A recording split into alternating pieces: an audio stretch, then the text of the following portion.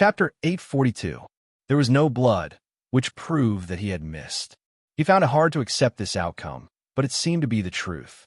What he had slashed was not Fang Yin, but Fang Yan's shadow.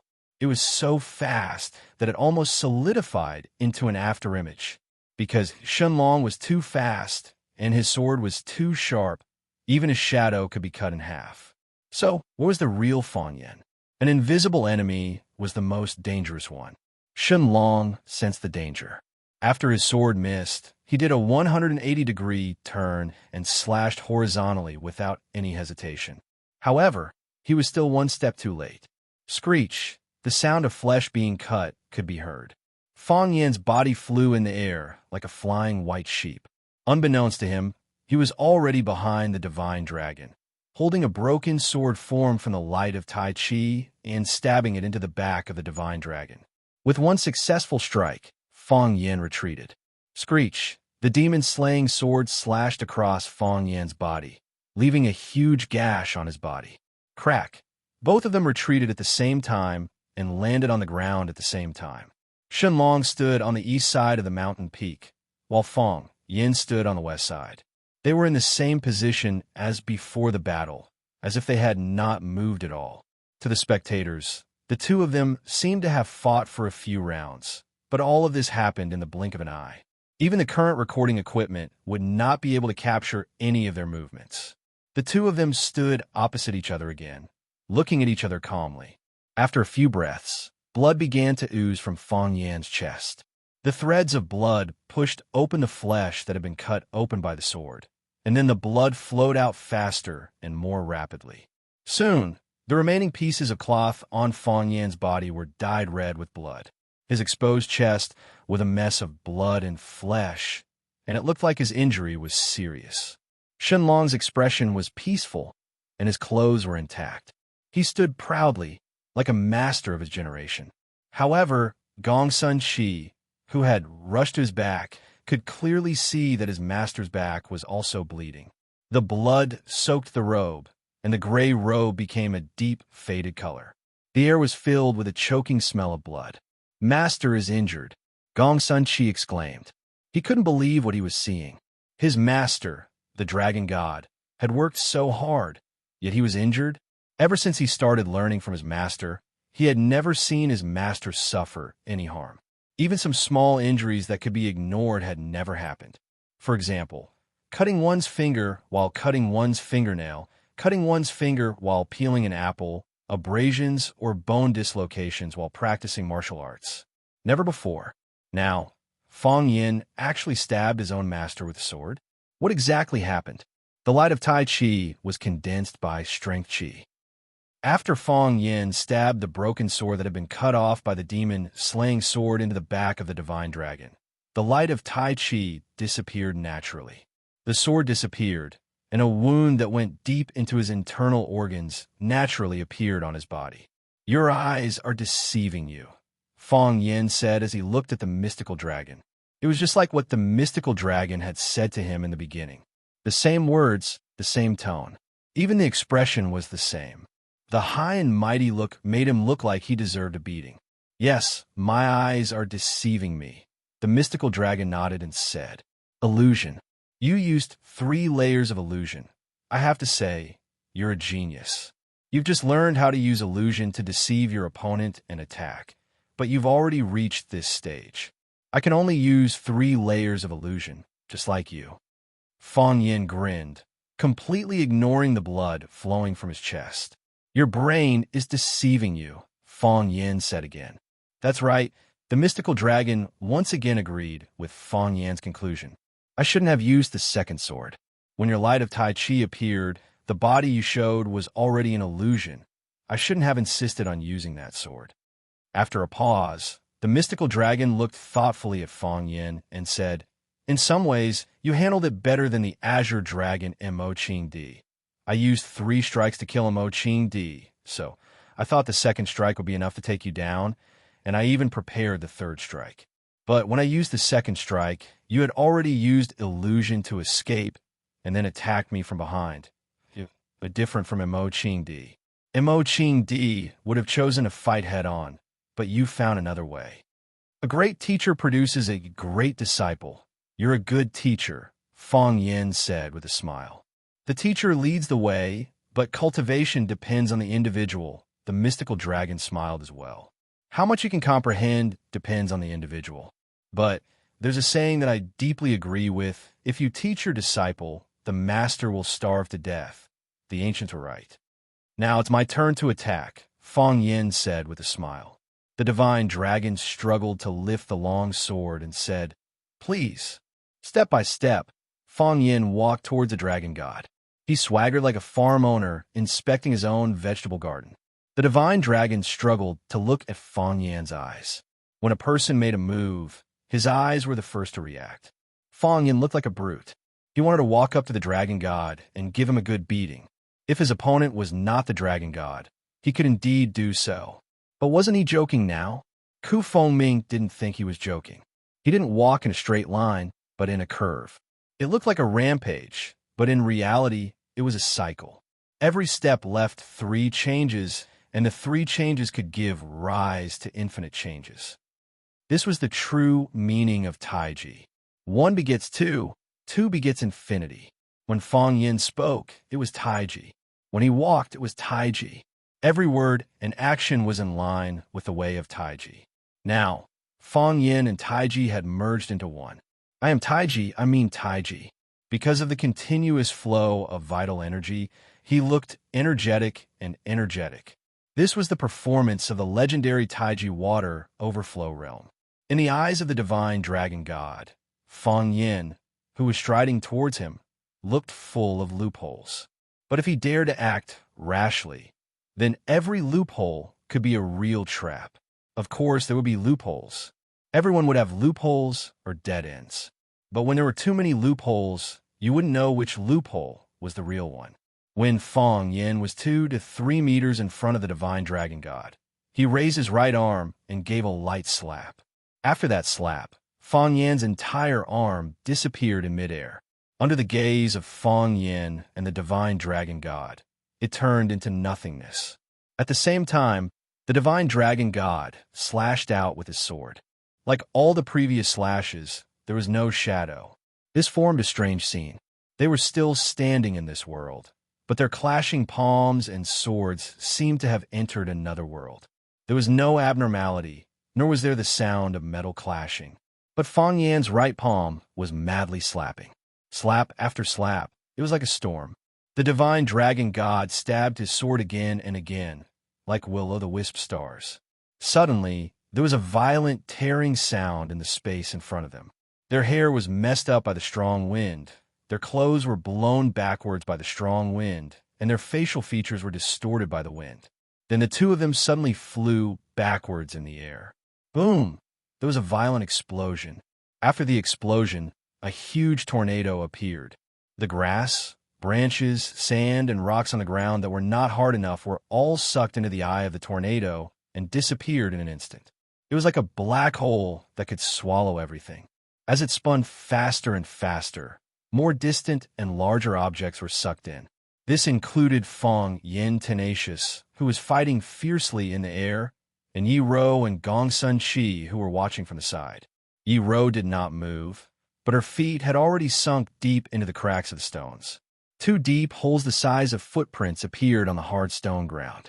Gong Sun Chi's clothes flapped.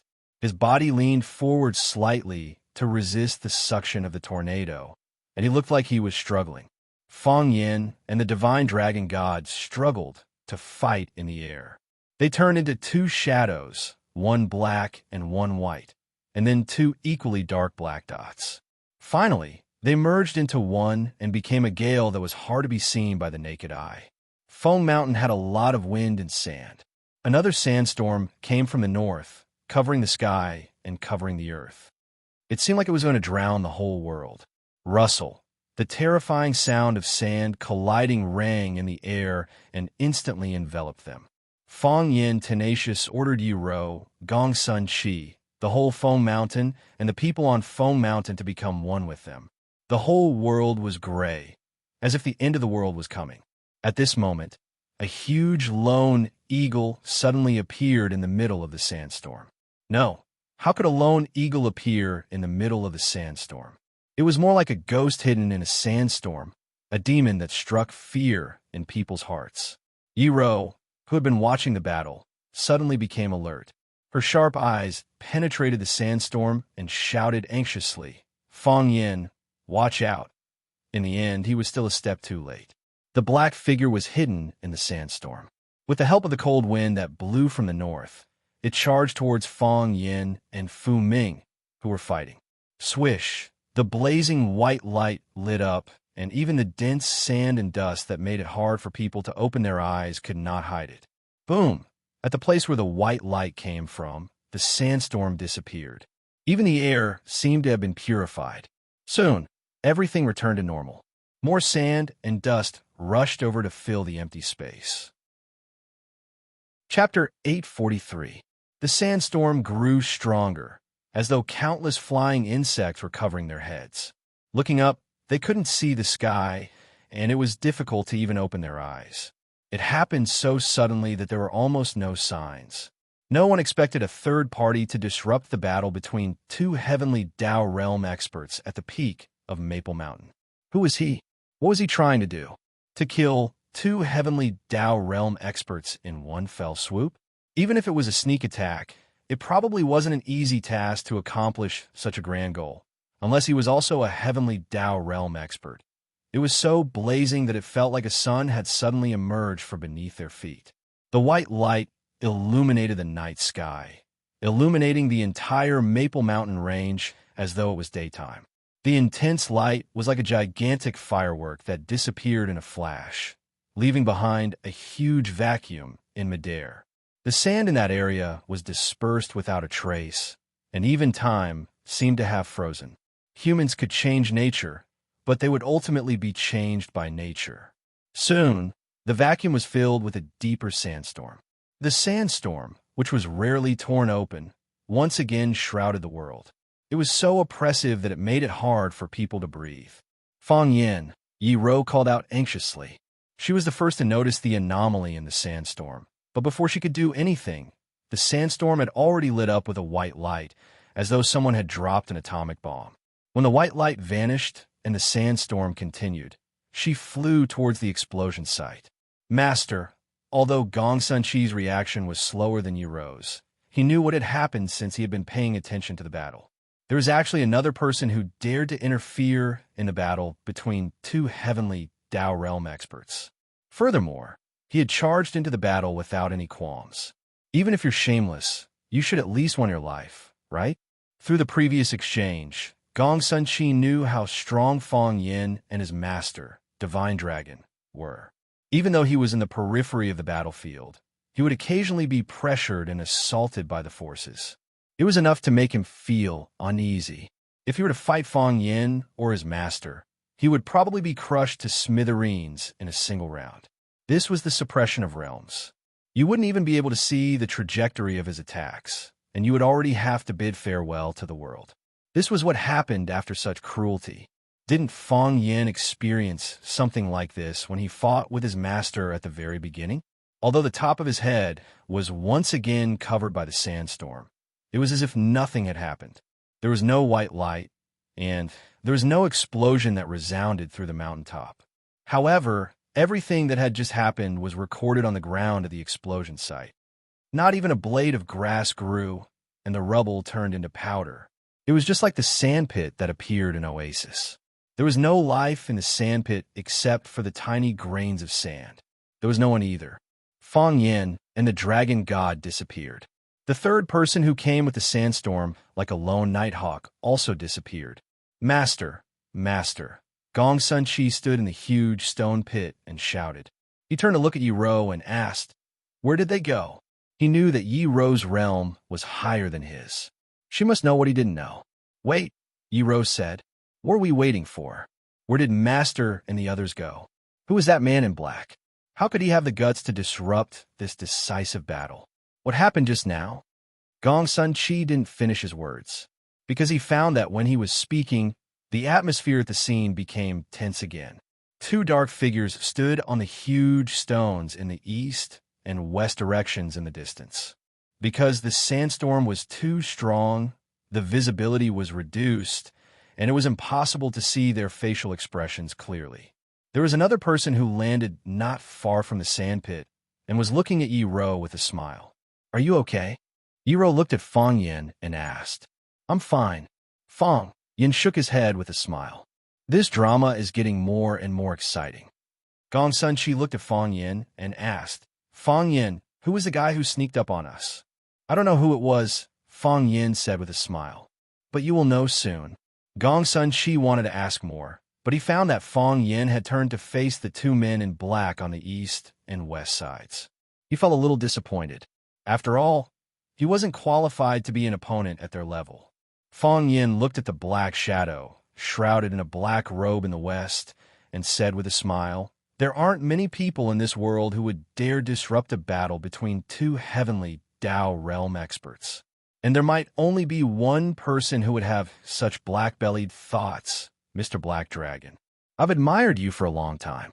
Are you still unwilling to take off your black robe and let us fans see your true appearance?" The black-robed man in the east said with a hoarse voice, like the sound of sand colliding in the air, "Even if I were to take off my mask and let you see my true appearance, how would you know who I am?" Fang Yin was taken aback and said, "I don't know, but someone else will know." Divine Dragon seemed to be in a good mood despite his hard work. He said in a relaxed tone, "I've never seen Black Dragon's true appearance either. I'm afraid there aren't many people in this world who have seen it, right? All you need to know is that I'm Black Dragon." Black Dragon's tone was as arrogant as ever. "Anything else is meaningless to you." "That's true." Fang Yin nodded with a smile. "Since you have already admitted that you are Black Dragon, then your identity is confirmed. Mr. Black Dragon, you wish to kill us?" "That's right." Black Dragon answered without hiding anything. "Why?" Fang Yin asked. "Don't you think that there are too many heavenly Dao realm experts?" Black Dragon said with a serious look. Of course, you couldn't see his expression, but you could tell from his tone that he was asking this question in an extremely serious manner. "There are more and more people, and things are getting more and more noisy. It's really a little vexing. If we can kick two of them out at once, wouldn't this world be a lot quieter?" Fang Yin thought about it seriously as he looked at Divine Dragon and said with great difficulty, "I think what he said makes a lot of sense. Didn't you have the same thoughts back then?" "Back then, the three of you were the most dazzling warriors in all of Huaxia." Black Dragon appeared and disappeared mysteriously, making it difficult to find his tracks. It was even more difficult for him to resist your influence in the mortal world. Only the Azure Dragon, Mo Qingdi, had the same feelings and ambitions as you, and his influence far exceeded yours. You challenged the Azure Dragon and tore his tendons. The Azure Dragon perished, and for decades, you were the only one shining in the sky, like the only star in this world. Divine Dragon's expression was solemn as he pondered for a moment, nodded and said, "Back then, I hadn't seen through the desire for fame and fortune, so I still ended up in a disadvantageous position. Men leave their names behind, and geese leave their voices behind. Life is short, not more than 100 years. Who doesn't want to leave something in this world for future generations to remember? For the title of number one in the world, there are plenty of people who would sever their opponent's limbs and kill their entire family, much less tore off their opponent's tendons. Compared to those people, you are already considered benevolent." Divine Dragon looked at Fang Yin and said, "The Azure Dragon doesn't think so." "Of course." Fang Yin nodded with absolute certainty and said, "If I were the Azure Dragon, I would definitely want to take revenge and kill your entire family. You see, no matter what level we've reached, no matter what realm we've stepped into, we're still mere mortals. We can't let go of fame and fortune, nor can we let go of grudges," Divine Dragon said with a smile. "If someone scolds me, I'll respond with a sentence. If someone punches me, I'll return with a few kicks. Is this considered the heavenly axiom?" Fang Yin asked. Divine Dragon thought for a moment and said, "Following the heavenly axiom is naturally the heavenly axiom." "Naturally, this is the highest achievement of our Tai Chi," Fang Yin said with a smile. "So, I've never felt that it's a dirty and shameful thing to take revenge on someone who has a grudge against them. On the contrary, those who bear a blood feud would abandon it in the name of the heavenly axiom, losing their passion and temperament, and going against the heavenly axiom. You're a sentimental person, Divine Dragon said. But Fang Yin looked at the black dragon and said, we have no grudge against him, yet he came here to kill us. Isn't this too much of a bully? For his own axiom, he wants to destroy our axiom? Is this also the heavenly axiom? Divine Dragon calmly looked at the black dragon and said, this is not the heavenly axiom. This is the demonic axiom. The sword in your hand is called Exorcist. Then let's use this Exorcist sword to get rid of this demon, Fang Yin suggested. You knew I was coming? The black dragon solemnly asked. He used a special concealment method to conceal himself. Even his breathing and heartbeat could not be heard. Moreover, the sandstorm tonight was extremely strong. He had adjusted the frequency of his movement to match the speed of the sandstorm. There was a 90% chance of a successful sneak attack, so how could he be intercepted by the two of them at the most crucial moment? If they hadn't known in advance, how could they have simultaneously stopped at the critical moment and drawn his Gale Tempest Bringer over? If his Gale Tempest Guide had enveloped their bodies in the sandstorm or exploded right next to them, Fang Yin and Divine Dragon would be either dead or heavily injured. But they managed to dodge it, and their combined attack made him suffer in silence. Although he managed to dodge Divine Dragon's desperate strike, his back was slapped by that bastard Fang Yin. Even now, his chi and blood were still in turmoil, and he couldn't circulate his energy smoothly. That was why the black dragon asked such a question. Fang Yin laughed heartily and said, we're the male and female leads of this show, and you're the best supporting actor. Although the best supporting actor appeared a little late, I knew he would definitely appear. Chapter 844. When Fang Yin mentioned that there would be new friends joining them, Divine Dragon was doubtful as well. What puzzled him was that this was a battle between heavenly Dao realm experts. Typical warriors would be injured just by approaching slightly, much less joining.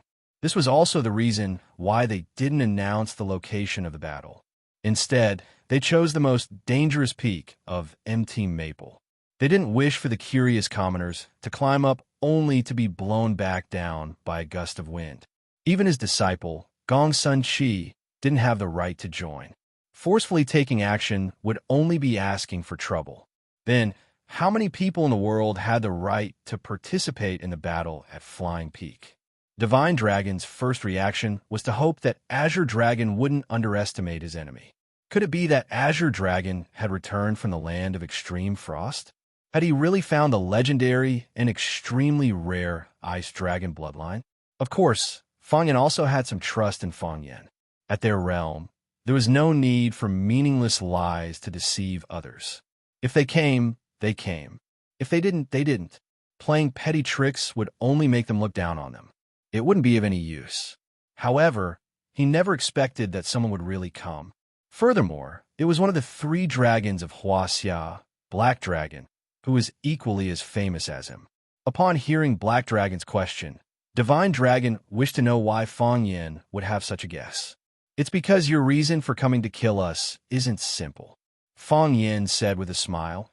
If it's just because you think there are too many heavenly Dao realm experts, which is why you want to kick out two, then I would think that you are a man, the most admirable person I have ever seen in my life. Clearly not. Before you came to MT Maple, the generals Jiang Shifu met you. Isn't that so? Black Dragon fell silent for a long while before saying, there's no such thing as an impenetrable wall in this world. I shouldn't be surprised that you know this secret. How much did he give you?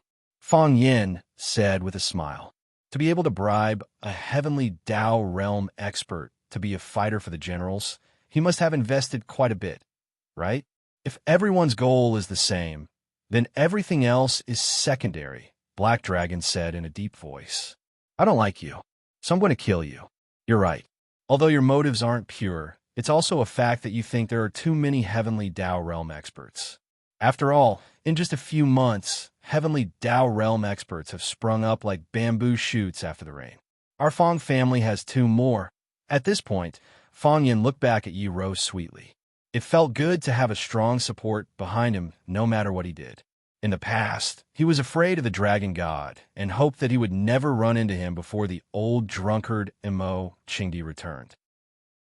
The first time he met the dragon god in the courtyard of the Xian division, his little heart was beating very fast. He was afraid that the dragon god would kill him with a sword. Now, he was at the Taiji water overflow realm, while his fiancée, Yiwen, was at the heavenly Dao realm. As long as the two of them were together, no matter if it was the dragon god or the undying black dragon, he would not feel the slightest bit of fear in his heart. Even if the two of them joined forces, of course, that was impossible. Are you showing off? Black Dragon looked at Fang Yin and asked. The north wind howled, and the sand and stones made a rustling sound. However, the conversation between the three of them was not affected at all. It was as if they were chatting in the backyard of a private house with beautiful weather. Showing off. Fang Yin grinned and said, If you say it's showing off, then it's showing off. You're the elder. I'll listen to you. Black Dragon was silent for a few seconds again. He looked at the dragon god and said, Junior apprentice brother, it seems like we've been too low-key all these years. Even these kids who haven't even grown out their fur can look down on us. Junior apprentice brother? Fang Yin looked at the dragon god in shock, then at the black dragon. The two of them were actually apprentice brothers? Why hadn't he heard of it before? If they were really apprentice brothers, then what kind of dire situation would it be today? This was a question that Fang Yin had to consider. Not only Fang Yin, but even Yi Rou and Gong Sun Qi were astonished. Yi Rou pricked up her eyebrows and silently stood behind Fang Yin. Regardless, they had two heavenly Dao realm experts on their side. If they were to really fight it out, the outcome was still unknown. Even if they couldn't beat them, escaping wouldn't be a difficult task. However, why did the dragon god have to be Black Dragon's apprentice brother? If such news were spread, wouldn't it cause a stir in the entire martial arts world? Gong Sun Qi's mouth opened wide, but he suddenly thought of something and hurriedly closed his mouth. It wouldn't be good if Master saw it. But why did he have an Uncle Master? And this Uncle Master was Black Dragon of the Three Dragons of Huaxia, Black Dragon of the Three Dragons of Huaxia, and Divine Dragon of the Three Dragons of Huaxia were apprentice brothers. Then, what was the secret behind Azure Dragon's death? Gong Sun Qi wasn't the only one with such thoughts. Fang Yin and Yi Rou had the same thought. Two of the three dragons were apprentice brothers, and the only Azure Dragon had been defeated by Divine Dragon. Everyone felt that there was something fishy going on. Divine Dragon clearly didn't expect Black Dragon to expose their relationship at this moment. He sighed and said, Nanshuan, why do you have to do this? We haven't seen each other for years. At our age, the title of apprentice brother has long vanished. Why mention this in front of these children? No matter how long it's been, apprentice brother is still apprentice brother. Don't you want to acknowledge me as your apprentice brother? Black Dragon's voice was filled with mockery. But it's true. In terms of martial cultivation, apprentice brother is a latecomer. It makes me feel ashamed. Nanshuan, did you rush over just to catch up with me? Of course not. Black Dragon Li Nanshuan laughed. His voice was like the chirping of a night bird. It was hard to hear. Back then, apprentice brother helped me defeat Mo Qingdi and picked out his tendons, turning him into a cripple. I haven't had the chance to thank apprentice brother properly. There's no need for thanks. Go down the mountain. Divine Dragon said in a deep voice. I can't leave for now. Black Dragon Li Nanshuan wasn't angered. He lifted the hat on his head, revealing a pale and ugly face that left a deep impression. This was because there was a big black hole on both sides of his cheeks, as if something sharp had pierced through them. His eyes were turbid, but they were extremely sharp, like a pair of rusty copper needles. When he looked at you, it would make you feel extremely uncomfortable. This was very different from other heavenly Dao realm experts who reverted to their original state. Black Dragon Li Nanshuan looked at Fang Yin and said, At least, let me finish what I promised to do first. Divine Dragon tried his best to stop him and said, You know that this is the final battle between me and Fang Yin. I know. Black Dragon Li Nanshuan nodded and said, That's why I came. I want to take the opportunity to kill this punk, but I didn't expect him to be prepared. However, since I'm here, how can I return empty-handed? Why are you in such a hurry to kill me? Fang Yin looked at Li Nanxuan and asked, I don't want to kill you. I just want to kill Azure Dragon again. Don't underestimate your enemy. Li Nanxuan's eyes burned like a blazing fire. Even the sand and stones that covered the sky could not hide it. Unfortunately, he didn't return. Since he didn't return, it proved that he died in the land of extreme frost. I can't take revenge on him, so I can only take revenge on his family. I've been waiting for you to grow faster and mature, to become everyone's hope, to become the rising star of Nejiang. Then at that time, I'll kill you. I wish for you to grow, but I don't wish for you to grow to a height that makes people lose control. So, when I learned that those ox noses wanted to teach you the Taiji diagram, I barged into Monkey Mountain to snatch it and destroy it. I never expected that you would be the one to benefit from it. Doesn't it feel good to enter the water overflow realm? I quite like it.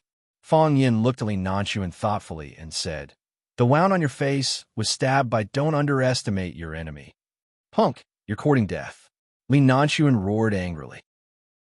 His energy leaked out and sent the surrounding sand and stones flying. With him, as the center, not a single stone could be seen in a radius of several meters. Looks like I guessed correctly. Fang Yin said with a smile, Let me guess again. Back then, when you fought with Mo Qingdi, you were pierced in the cheek by Mo Qingdi's spear. As for whether you entered from the left and exited from the right, I don't know. But it changed your appearance. Even your voice was affected. No wonder you wear a black robe and a thick hat all day. It's because you're too ugly and you're afraid of scaring people, right?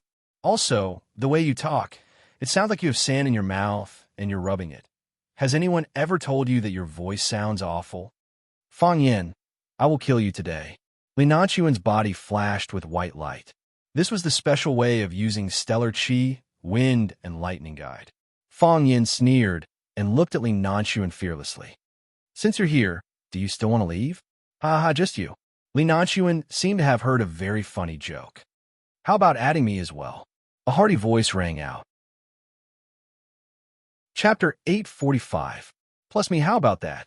The man's voice was thick and heavy, but because of the irrepressible joy and anticipation in his emotions, the way he spoke gave people a hearty and heroic feeling. Under everyone's gaze, a white figure was striding up from halfway up the mountain. The mountain was high and dangerous, but he walked like it was flat ground. The thorny bushes and the boulders blocking the way did not pose any threat to him at all. All it did was make his steps more graceful and light. The way he walked was like a beautiful dance, making people want to dance to his beat. When you first saw him, he seemed very far away, just a tiny white dot in the middle of the mountain. When you blink and look again, he is a little closer to you. When you looked again, he was a little closer. The white dot became a ball of light, and the ball of light became a phantom. When he stood in front of you, the image of an extraordinary and stalwart man gradually became clear. Then, he became the person in everyone's memory, the person who made people's eyes redden and hearts beat faster. Do not underestimate the enemy. One of the 3 dragons of Huaxia. Do not underestimate the enemy. Do not underestimate the enemy who conquered the whole of Huaxia with 1 spear. Do not underestimate the enemy who challenged the whole of the world without losing a single battle. He was the most talented warrior and also the most dazzling star. He once won the whole era, but was also abandoned by that era. After that unparalleled battle with the dragon god, his tendons in his hand were broken by the dragon god, and he became a cripple. The dragon do not underestimate the enemy fell, and hid in Swallow Dock, becoming an old drunkard who was talked about and ridiculed by people.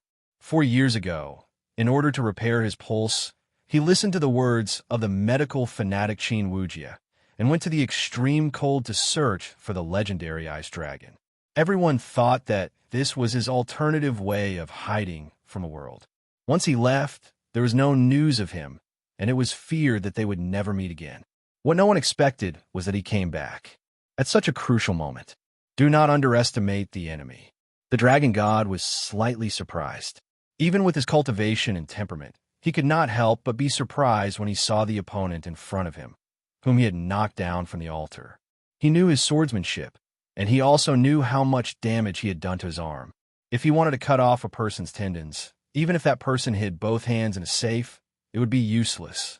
He was confident in his swordsmanship. Therefore, when his gaze once again fell upon the long spear in the hands of the azure dragon enchanting, he had a very surreal feeling. His tendons really healed? His body really recovered? His cultivation had returned to its peak state again? Black Dragon enchanting cackled loudly. His hoarse voice contained an unconcealable hatred. Don't underestimate me. You actually didn't die? You still dare to come back? Gong Sun Chi's eyes widened as he stared at the intruder. Don't underestimate the enemy. Back then, he was able to stand shoulder to shoulder with Master and be known as a brilliant figure. Oh my God, he's so young, and he looks quite handsome. He has a unique, manly charm. He looks much better than my master. I really envy Fang Yin, because he had met the 3 divine dragons of Huaxia. He had met all 3 legendary figures. It was said that collecting 3 dragons could be exchanged for a Dragon Ball. Because he had seen the 3 divine dragons of China, the 3 legendary figures, all at once. It was said that collecting 3 dragons could be exchanged for a Dragon Ball. Enchanting did not care about the dragon god, nor did he care about the black dragon enchanting. He was wearing a white robe made of animal fur, stained with mud and blood, and weathered by the sun and the wind. He was wearing a white robe made of animal fur. The white robe was stained with mud and blood. It was weathered by the wind and the sun, so it looked a little old and rotten. Of course, this was different from being wrapped in powder because his white was so natural, crystal clear, and shone with a healthy luster. Of course, this was different from wrapping powder because his whiteness was so natural, sparkling, and translucent, shining with a healthy luster. Of course, this was different from being wrapped in powder because his white was so natural, crystal clear, and shone with a healthy luster. Red blood flowed out of the blue vessels. The blue veins were clearly visible, and so was the blood. The flowing blood gave off a sense of vitality. The current enchanting was very different from the enchanting who had fallen.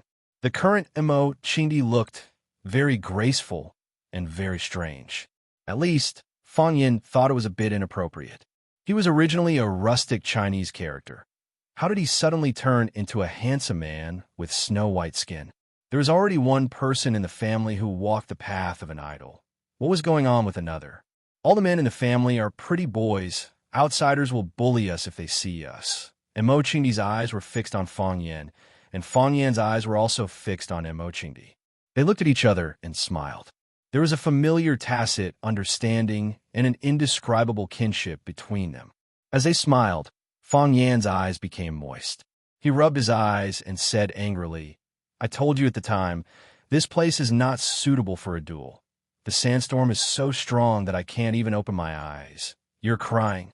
Enchanting said with a smile. Old drunkard, what are you talking about? Fang Yin was so angry that he tried to deny it. You're the one who's crying. I told you it's the sand in my eyes. You're crying. Azure Dragon Enchanting carefully observed Fang Yin's expression and said with certainty, Hey, are you done yet? I'm a water overflow realm master now. Do you believe that I won't beat you up? Good. Enchanting grinned and said, You're doing very well. I've been doing very well. How about you? Fang Yin looked at Enchanting and said, You're looking very good too. I'm also doing very well. Enchanting nodded and looked into Fang Yin's eyes, his face full of love and joy. All along, his relationship with Fang Yin had been very vague. They were like brothers, like close friends, like drinking buddies, but also like a master and a disciple. Fang Yin was the closest person to him in this world. Fang Yin also grew up under his gaze and grew up under his guidance. Because of Fang Yixing's abandonment of martial arts for literature, although Fang Yin's master was Fang Huwei, the person who truly taught Fang Yin the most and influenced Fang Yin the most was Enchanting.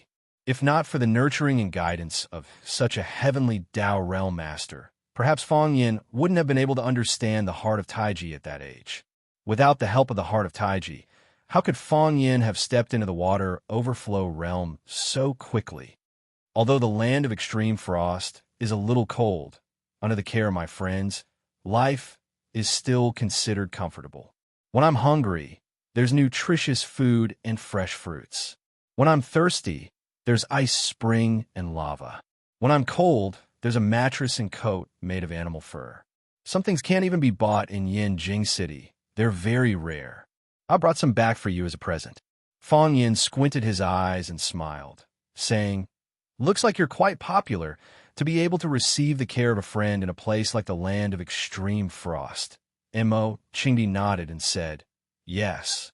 It was also with the help of that friend that I found the ice dragon bloodline." Fang Yan's eyes instantly lit up. He excitedly said, "I knew you could do it. You really did it. Does that mean your meridians have been reconnected?" "They've been reconnected," Mo Qingdi said. "You've recovered?" "I've recovered," Mo Qingdi answered again. "That's great." Fang Yin laughed heartily, laughing so hard that he rocked back and forth, tears spilling from his eyes. "That's great. Our Fang clan has 3 heavenly Dao. Does this count as the #1 clan in Inner Jianghu? Let's see who dares to bully us in the future. Those who bully us will definitely bully them back."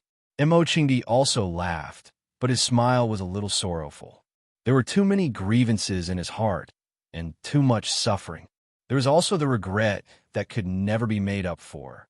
After his death, the Fang clan had gone through too many trials and tribulations. Fortunately, at that time, Fang Yin did not let them down. Through his own hard work, he made sure that no one dared to say or do anything too outrageous to the Fang clan. However, Fang Yixing's tragic death was a huge boulder that weighed on the hearts of every member of the Fang clan. If only he hadn't fallen into depravity. If only he hadn't become a worthless drunkard. Would that mean that Fang Yixing would not die? Grievances could be poured out, hatred could be purged, but the dead cannot be brought back to life. Fang Yixing was his elder brother, his family, but he couldn't do anything about his departure. Traveling to the Arctic lands was already a journey of death. Coincidentally, he met the ice dragon and finally returned with his full strength. How much sorrow and unspeakable joy did he experience during this journey? Seeing Fang Yin laughing, seeing Fang Yin crying, how could he not want to be like him? First laughing, then crying. But he couldn't. As long as he was alive, he had to shoulder the burden of the clan. As long as he could stand up, he had to stand in front of Fang Yin, protect him from the wind and rain, and help him kill the demons. He was Fang Yan's guardian angel. As long as he was alive, it would not be Fang Yan's turn to shoulder all the responsibilities of the clan. Their generation had their responsibilities. When he died, it would be Fang Yan's turn to carry the Fang clan's banner. He could understand Fang Yan's feelings. He knew that he was excited, but also relieved. It was too hard for him to walk, too hard for him.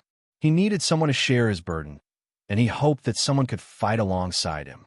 In Mo Qingdi's eyes, Fang Yin was still a child. He was his own child.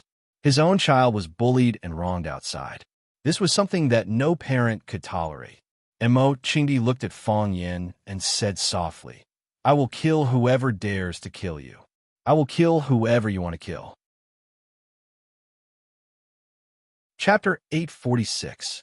When parents go on a long journey, they always bring some gifts for their eagerly awaited children at home. Some parents bring toys, some bring candy. But what Mo Qingdi brought to Fang Yin was endless trust and support. "I'll kill whoever dares to kill you. Whoever you want to kill, I'll kill." Fang Yin didn't hesitate at all. As long as he said the word, Mo Qingdi would kill everyone on top of the flying peak without hesitation. Of course, Yi Ro was an exception. If he asked the old drunkard to kill Yi Ro, he would probably be the first to be killed. Killing is not urgent. Fang Yin wiped away his tears, looked at Mo Qingdi, and asked, "Which friend of yours? Did he come back with you? I want to buy him a drink." "He came back," Mo Qingdi said softly. There was a warm smile on his face, like a husband thinking of his beautiful wife. In all honesty, this was the first time Fang Yin saw such a smile on the old drunkard's face. He didn't know why, but he felt a little sour in his heart, a little jealous. As soon as he finished speaking, a white shadow darted across the sky and stopped right in front of Fang Yin. The shadow glared at Fong Yin and the rest of the humans in front of him. This little transparent dog sensed danger and hostility. Fong Yin stared at it with widened eyes and asked, "The friend you were talking about, isn't it?" "That's it," Mo Ching Di said with absolute certainty. "It's so ugly." Fong Yin was stunned for a long time, then commented, "Puff." The little transparent dog spat out a bone from its mouth. "Puff." The little transparent dog spat out another bone. "Puff." The little transparent dog spat out a third bone. Fong Yin looked at Mo Ching Di and asked, "What does it mean?" "It's talking to you." Mo Ching Di acted as the communication bridge between Fong Yin and the little transparent dog. "You're the ugly one." Puffed. Yiro couldn't hold it in any longer. Her lips curled up into a sweet and pure smile. Gong Sun Chi's mouth twitched, but when he thought that his master and that martial uncle who appeared out of nowhere were still staring at them, he quickly held back his laughter and put on a coffin face as if this joke was not funny at all. Fong Yin stared wide-eyed at Mo Ching Di and said, "Are you kidding me? How does it know what I'm saying?" Puff! The transparent puppy spat at Fong Yin again, but this time there were no bones. Puff! It spat out 2 more mouthfuls. This time, Fong Yin really believed it. He bared his teeth at the transparent dog and said, "Stop it. From today on, you and I are brothers. Don't worry, I won't despise you for being a dog." Puff! The ice dragon sprayed water at Fong Yin again. "It doesn't agree," Mo Ching Di explained helplessly. "Are you kidding me?" Fong Yin was furious. He never thought that one day he would be despised by a dog. "I'm warning you, I don't know what kind of dog you are. Now that you're in Yinjing, do as the Romans do. Do what I tell you to do. Otherwise, your life will be..." Puff! A brown fruit core flew towards Fong Yin's face. Fong Yin tilted his head, and the core flew into a large stone in the distance. The fruit box sank into the inner wall of the stone, and only a small, dark hole could be seen outside. This scene made everyone's heart jump. This strange-looking puppy had only casually spat out a fruit pit, yet it had such great power. If it wanted to hurt people, most people wouldn't be its opponent, right? Gong Sun Chi looked at the transparent dog, then thought about his own martial arts and wondered what his chances of winning were if he were to fight with it. It really hurt his pride. The dragon god looked at the transparent dog in horror and asked aloud, "This is the legendary ice dragon?" "Yes," Mo Ching Di nodded. "It is the ice dragon." The black dragon's eyes flashed, and it looked at the ice dragon like a vulture, full of greed and cruelty. Fong Yin looked at the ice dragon again and asked, "If it is the ice dragon, then your body..." Fong Yin's question hit the nail on the head of Mo Ching Di's hesitation. At that time, he was indeed faced with a dilemma. The ice dragon was his savior. If he killed the ice dragon to restore his meridians, then he would be a heartless person. But if he didn't kill the ice dragon, then his meridians would never recover, and he would never be able to leave that land of extreme cold. Later, he found the hidden cave behind the ice dragon's mountain, and inside, he found the remains of the ice dragon clan that was guarded by the ice dragon. He didn't know what expression he had when he saw the ice sculptures, but he clearly saw the ice dragon's angry roar. The 2 men confronted each other in the ice cave for a long time, and then the ice dragon launched an attack. They had engaged in a fierce battle, and even the entire cave where the remains were buried had cracked because of it. The avalanche buried the entire mountain where they had lived for a long time. In the end, they desperately escaped, and Mo Ching Di completely gave up, because he knew that he had hurt the ice dragon, and he also knew that he couldn't go back into the ice mountain to steal the remains. He was afraid that the deep cave where they fought had sunk deep into the ground. It would be impossible for them to see the world again. But the thought that he would live forever in the land of extreme cold, and that his family in Yinjing would be in all kinds of danger, made it difficult for him to sleep. Unexpectedly, the transparent dog seemed to have seen through Mo Ching Di's thoughts. One sleepless night, it used its mouth to pull on the corner of Mo Ching Di's clothes and pulled him into another cave. In that small cave, there were only 3 bodies of the ice dragon, but each one was several times larger than the one he saw in the big cave. Mo Ching Di looked at the transparent dog's eyes and understood what he meant. The transparent dog whined a few times and then walked out alone. Immerse was moved to tears and used a knife to cut open the body of an ice dragon. The medical fanatic Wuji did not lie to him.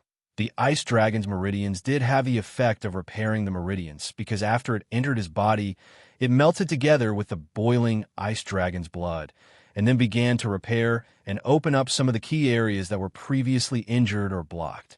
Immerse slept in the ice cave for 3 days and then intermittently used the ice dragon's blood according to the method secretly taught by the medical fanatic Wuji. Every time it was used, it was like a nirvana rebirth, and every nirvana was like being burned in a fire. Until he could feel the flow of air, until he once again experienced the power he once had, he decided to go home. He decided to bring the transparent dog home. In this land of extreme cold, he only had this dog as his family. It was the same as him. If he left, then it would be all alone in this world, looking just like a dog. Immerse and it had a simple discussion, not sure if it understood, but the two of them packed their bags and set off on their way home. Fortunately, it was not too late, and they made it in time. My body has recovered. Immerse naturally did not want to explain too much to Fang Yin here, and said, "It's mainly because of it," as if it understood that Immerse was praising it. The transparent dog glanced proudly at Fang Yin, and then wagged its little tail as it paced back and forth in front of Fang Yin. Immerse looked at it lovingly and said to Fang Yin, "It looks exactly like you." Fang Yin felt like he had received multiple blows and insults. Yi Wenro stood beside Fang Yin and said to Immerse, "Welcome back." Immerse looked at Yi Wenro with a smile and said, "From now on, we are a family." Yi Wenro nodded and said, "In the past as well." Immerse laughed loudly and said, "In the past as well. Unfortunately, I did not see it." Immerse, are you done with your nonsense? Black Dragon Li Nanxuan was getting impatient, and his voice was like an unsheathed sword, full of coldness and bloodlust. "An old friend is here. Are you not going to greet us?" Immerse finally looked up at the Black Dragon and asked, "You hate me?" Ga. The Black Dragon's voice was very ear-piercing. He laughed for a long time before stopping, and pointing at the 2 black holes on his face, he said, "Immerse, you can't have forgotten whose work this is, right? I stabbed you." Immerse had no intention of denying it. He seriously looked at the ugly face of the Black Dragon Li Nanxuan and said, "In the past, we were both candidates for the Guardian of the Diagram of Tai Chi. In order to obtain the Diagram of Tai Chi, you repeatedly attacked me. When I was entering the Monkey Mountain, you tried to kill me on the way, so I stabbed you. Originally, I wanted to stab your head, but I did not expect your reaction to be so fast. At that critical moment, you managed to avoid the temple and only let me stab your cheek. I always thought you were too ashamed to admit this, but I did not expect you to keep it in your heart and nag at everyone you see. You have no shame because your face is ruined?" Immerse, the Black Dragon, flew into a rage. He struck out with his palm, and a white ball of light flew towards where Immerse was standing. It was the tempest of wind and lightning that he was an expert in, and it was only a probing attack. The transparent dog lightly leaped and swallowed the ball of light into its stomach. Gulp! When the transparent dog swallowed the ball of light, there was a loud swallowing sound coming from its throat. Immerse helplessly looked at the transparent dog and said with infinite affection, "I have told you many times, not everything can be eaten." Chapter 847. After the transparent dog ate the stellar energy wind and lightning bringer, it spat out a few mouthfuls of saliva. Every mouthful of saliva emitted a fire-colored gas that rose into the air. After spitting, it cuddled Immerse's thigh like a playful child. Its tongue was red from the heat, and white liquid dripped out from it from time to time. It looked pathetic and adorable at the same time. Everyone was astonished by this scene. As one of the 3 dragons, Li Nanxuan's strength was unfathomable. Although his attack just now was a probing attack against Immerse. If Immerse did not counterattack or neutralize it, the energy contained within the ball of light would have torn him to shreds. Such a powerful primordial chi bullet was swallowed by a dog. The so-called adverse reaction was no more than a few mouthfuls of smoky saliva. Then what realm was this dog's strength? The heavenly Tao realm? Or the divine transformation realm that no one had ever reached above the heavenly Tao realm? Although the ice dragon looked like a dog, it did indeed have the genes of the unattainable divine dragon bloodline in its body. Fang Yin knew that even he could not swallow the black dragon's stellar energy wind and lightning bringer into his stomach. After all, he was not a dog. He had a more ingenious way to deal with it. Fang Yin had an absolute advantage in terms of intelligence over the transparent dog that only knew how to act coquettishly. Immerse rubbed the transparent dog's head, expressing his sincere consolation. The transparent dog glanced at Fang Yin smugly, meaning, "Look at how likable I am, but you can't." Dark Dragon leaned nonchalant and stared at the little transparent dog for a while with a scorching gaze. Then, he laughed out loud and said, "Don't underestimate your enemy. I didn't expect you to bring back such a powerful helper from your trip to the land of extreme coldness. Do you want this dog to help you fight in a decisive battle?" Li Nanchuan had no choice but to consider such a problem. If he wanted to kill Immerse, then he would have to face the combined attack of the man and dog. At that time, he would not be able to deal with them. Why not? Immerse's voice was calm as he spoke. If you're willing, you can also find a few dogs to help you in the battle.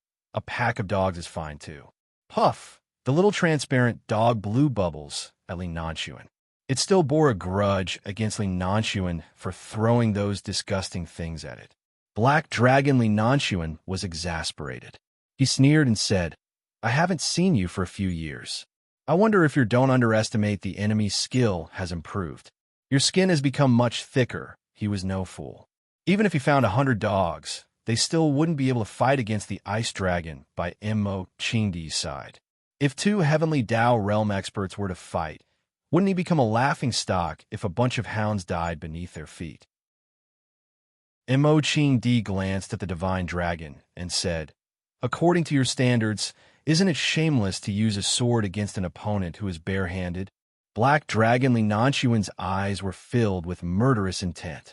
He looked at the divine dragon and said, "Junior brother, it seems that they are clearly going to bully us.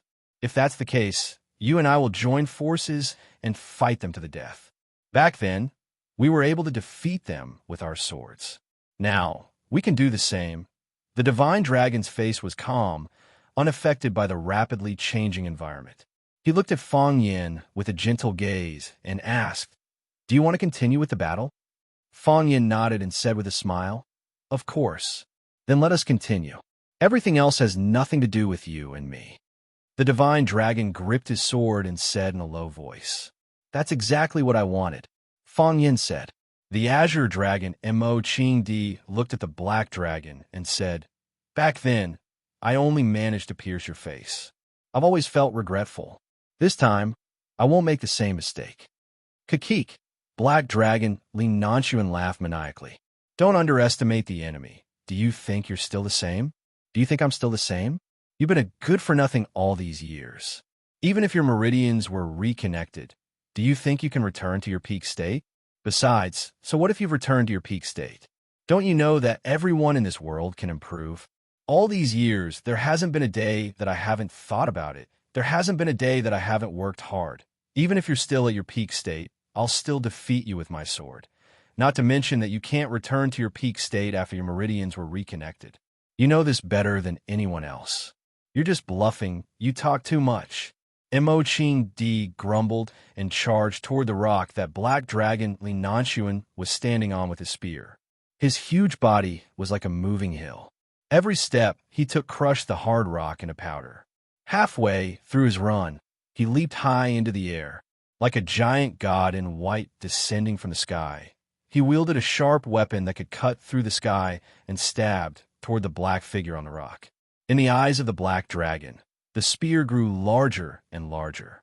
It was as if what Immerse was holding was not a spear, but a tree so wide that it would take 2 people to wrap their arms around it. It was a giant pillar that supported the southern heavenly gate. But the sharpness of the spear grew smaller and smaller, until it was as thin as a needle.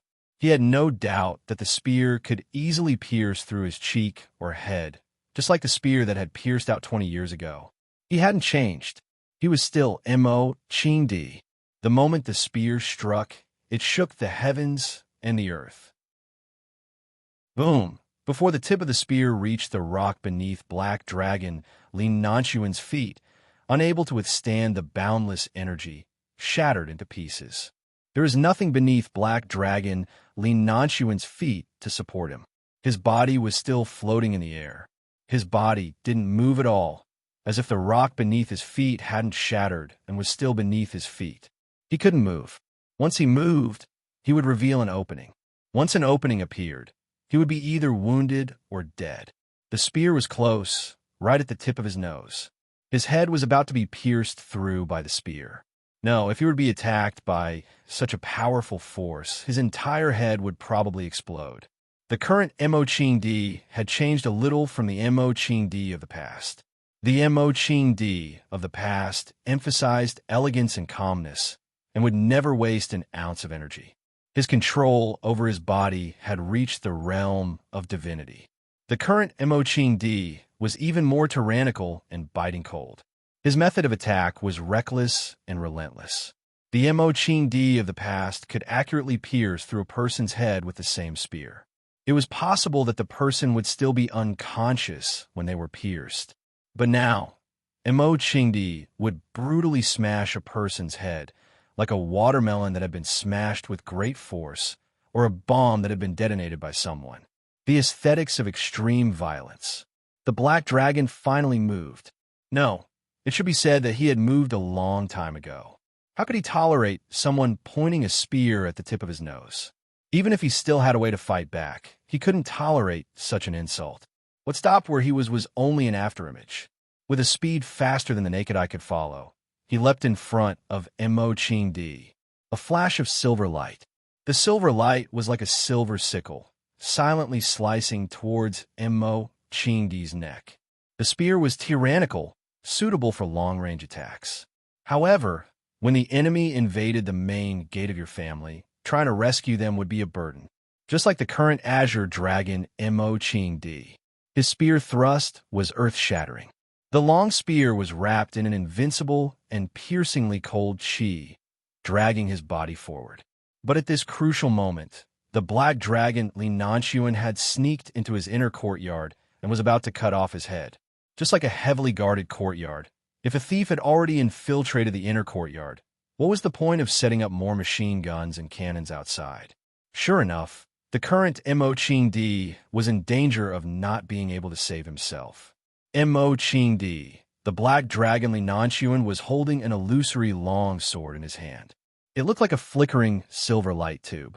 Die, whoosh! The long sword slashed towards enchanting's neck. It missed.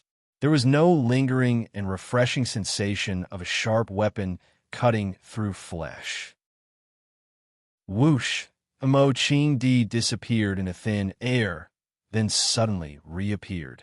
His large hand reached out to grab the blade of the long sword, but the spear in his hand had disappeared. While enchanting and the Black Dragon Linanchuan were engaged in a life-and-death battle, Feng Yin and the Divine Dragon Linanchuan were not idle either. After the previous exchange, they could be considered a pair of opponents who knew each other well. But this understanding was one-sided and narrow. Feng Yin did not know how many magical treasures and ultimate moves the Divine Dragon Linanchuan had cultivated for decades. Similarly, the Divine Dragon Linanchuan did not know what kind of power the young genius who had just entered the water overflow realm would explode with. In any case, there was an unbreakable truth in the realm of martial arts. The fist fears the youth. While the others were fighting each other, Yi Ro and Gong Sun Chi seemed a little out of place with the atmosphere. Yi Ro glanced at Gong Sun Chi and had the urge to give it a try. She said expressionlessly, "Let's try to." While the others were fighting to the death, only the heavenly Tao realm, Yi Ro, was watching idly from the side. She was tempted by the sight of the skill and wanted to give it a try. Unfortunately, the experts had all been snatched away by Fong Yin and Mo Qingdi. She only had Gong Sun Chi, a nobody, to choose from. Even if he was a nobody, he was still an opponent. She had nothing to do anyway, and now was not the time to be picky. I will definitely not fight you. Gong Sun Chi secretly swallowed a mouthful of saliva and rejected coldly. Fong Yin and I are brothers. You and Fong Yin are about to get married, which makes you my future sister-in-law. How can I attack my sister-in-law? Chapter 848. A good man didn't fight with a woman. Smart men were the same. Gong Sun Chi wasn't stupid. How could he fight to the death with Yi Ro, who was at the heavenly Tao realm? No, if he did that, he would only be beaten to death by Yi Ro. Now, he was especially glad that he had reconciled with Fong Yin and that they had been friends for a period of time. Although their friendship started with his disgraceful image, he knew that they would definitely be in the same boat through thick and thin together for a long time. For example, now, he would never attack his brother's girlfriend, even if she stood at the side and insulted him time and time again. Gong Sun Chi could tell that Yi Ro looked at him with displeasure. She wanted to beat him up. You really don't want to fight? Yi Ro was a little disappointed. They were in a heated battle, but her challenge was given the cold shoulder. However, Gong Sun Chi didn't dare to accept the challenge. She couldn't fight alone. She couldn't just let him stand there and beat him to death, right? That wouldn't be a battle, but a torture. I really don't want to fight. Gong Sun Chi said with a serious face. Fong Yin is now challenging one of the 3 dragons of Huaxia, the divine dragon. You can imagine how much psychological pressure he is under. At this most dangerous and critical moment, if I were to fight with his wife, wouldn't it affect his state of mind? I will never do such a thing. Otherwise, how can I be his brother in the future? Yi Ro looked at Gong Sun Chi in surprise and asked, You are possessed by Fong Yin? If you want to fight, that's fine. I will stand here and let you fight. You can kill me or cut me up. I won't fight back no matter what. Gong Sun Chi said heroically. Yi Ro nodded and said, You are indeed possessed by Fong Yin. Kacha! Fong Yin's body crashed into a 100-year-old pine tree. The branches of the tree couldn't bear his weight and cracked from the middle, producing a cracking sound. Because the big pine tree grew on the edge of the cliff, after the impact, the roots of the big pine tree began to uproot from the ground, and the whole tree head also tilted towards the bottom of the cliff. Fong Yin leaned against the tree trunk, which had countless cracks on it, and panted heavily. Rustling sounds came from the tree. It was the sound of the broken stones falling down the cliff. If Fong Yin had been careless just now, he would have been swept off the cliff by the demon's slaying sword in the dragon god's hands. At that time, only death would await them. The hot blood in his body was boiling, and the chi that flowed back violently ran amok in his meridians. Finally, it was dispelled and suppressed by Fong Yan's lousy heart cleansing mantra. He waited until his breathing returned to normal before he pushed off from the pine tree that was about to fall off the cliff. SSSSS, the uprooting of the tree roots became more intense. Then, with a loud rumble, the entire pine tree was uprooted and fell off the cliff. Fong Yan's body landed on a square rock, and once again, he faced the dragon god who was standing with the sword. What was the name of that sentence? Fong Yan asked. Samsara, answered the dragon god with much difficulty. Samsara. Good name. Fong Yan praised. Go and come back, go and come back. The blade has gone, and the sword will has returned. If it wasn't for the heart of Tai Chi's timely warning and quick response, I'm afraid I would have been cut in half by your sword will. The heart of Tai Chi is an ultimate Taoist technique, and there are too many things that make people envious. With a sword in hand, the world is mine. What else in this world can make Mr. Dragon God envious? Yes, the Dragon God answered without hesitation. For example, the heart of Tai Chi and a young body. This body of mine is too old, so old that it can no longer bear the responsibilities it should have. Fong Yin smiled and said, Everyone will grow old. Yes. That being said, the Dragon God's face was full of regret as he said, But I'm old, and you're still young. The Dragon God was also injured. Other than the injury that Fong Yin used to pierce through his back with half of the Tai Chi light, there were a few more wounds on his chest. His gray robe was messy, and the hem of his clothes was torn. His hair was originally tied up by a black band, but now the band was gone. His hair danced in the night wind, and he looked like an old ghost. Anyone who looked like an immortal would become like this after experiencing a fierce battle. I can't do anything about that. Fong Yin shrugged and said with a smile. He looked at the dragon god and said, "Previously, I wanted to avenge the old drunkard, so I wanted to challenge you and defeat you. Now that the old drunkard is back, he can do what I want to do. So now, I just want to challenge you and defeat you because of what? Because you're a master worthy of respect." Fong Yin said in a low voice. "Thank you." The dragon god looked at Fong Yin sincerely and said, "You're the most talented young man I've seen in so many years, and the one I look forward to the most. Even though you've achieved such results at your age and reached the water overflow state that countless people dream of, I still want to tell you that this is just the beginning. I think you can go very, very far, to a place that we've never seen before and that no one has ever walked before. If I'm not here by then, please tell me about it in front of my grave. I don't drink, so don't bring any wine. Bring a pot of tea, preferably Bilyuakan. I'll drink tea while listening to you talk about the mysterious scenery of that world. It's also a pleasure for the eyes." After a pause, the dragon god looked at Fong Yin and said, "I know you're ready. So from now on, use all your power to defeat me." "I'll do my best," Fong Yin said in a low voice. Fong Yin's feet left the boulder, and his body slowly drifted upward. His body floated in midair, and then he stretched out his arms, assuming the posture of lifting clothes while walking in Tai Chi. Fong Yin closed his eyes, and the heart of Tai Chi in his body began to spin frantically. This time, the transparent crystal core began to rotate, and it slowly rotated. It was like the movement of the sun, and it would only move after a few seconds. However, only those who were familiar with the core would know that this speed of movement was much faster than when it was spinning frantically and not moving at all. When it was stationary, it was so fast that it was hard to see with the naked eye, and when it started to spin again, it was so fast that it could be seen with the naked eye. From being seen with the naked eye to being seen with the naked eye, it was a long and tortuous process in between. There were countless people who could not reach this step in their entire lives. In the words of the dragon god, every breakthrough was like an unknown scenery to them. He had seen some of the scenery, and Fong Yin would see it too. However, there was some scenery that only Fong Yin would be able to see. Energy began to spin around Fong Yin's body. No, it should be said that he stirred up the airflow in the air. The surrounding air gathered around him, and then revolved around the rhythm of his Tai Chi core. The air was everywhere, the fallen leaves on the ground, the rocks, the uprooted weeds and small trees, and even the moist soil. They gathered towards Fong Yin in the air, and then revolved around him, wrapping him up layer by layer.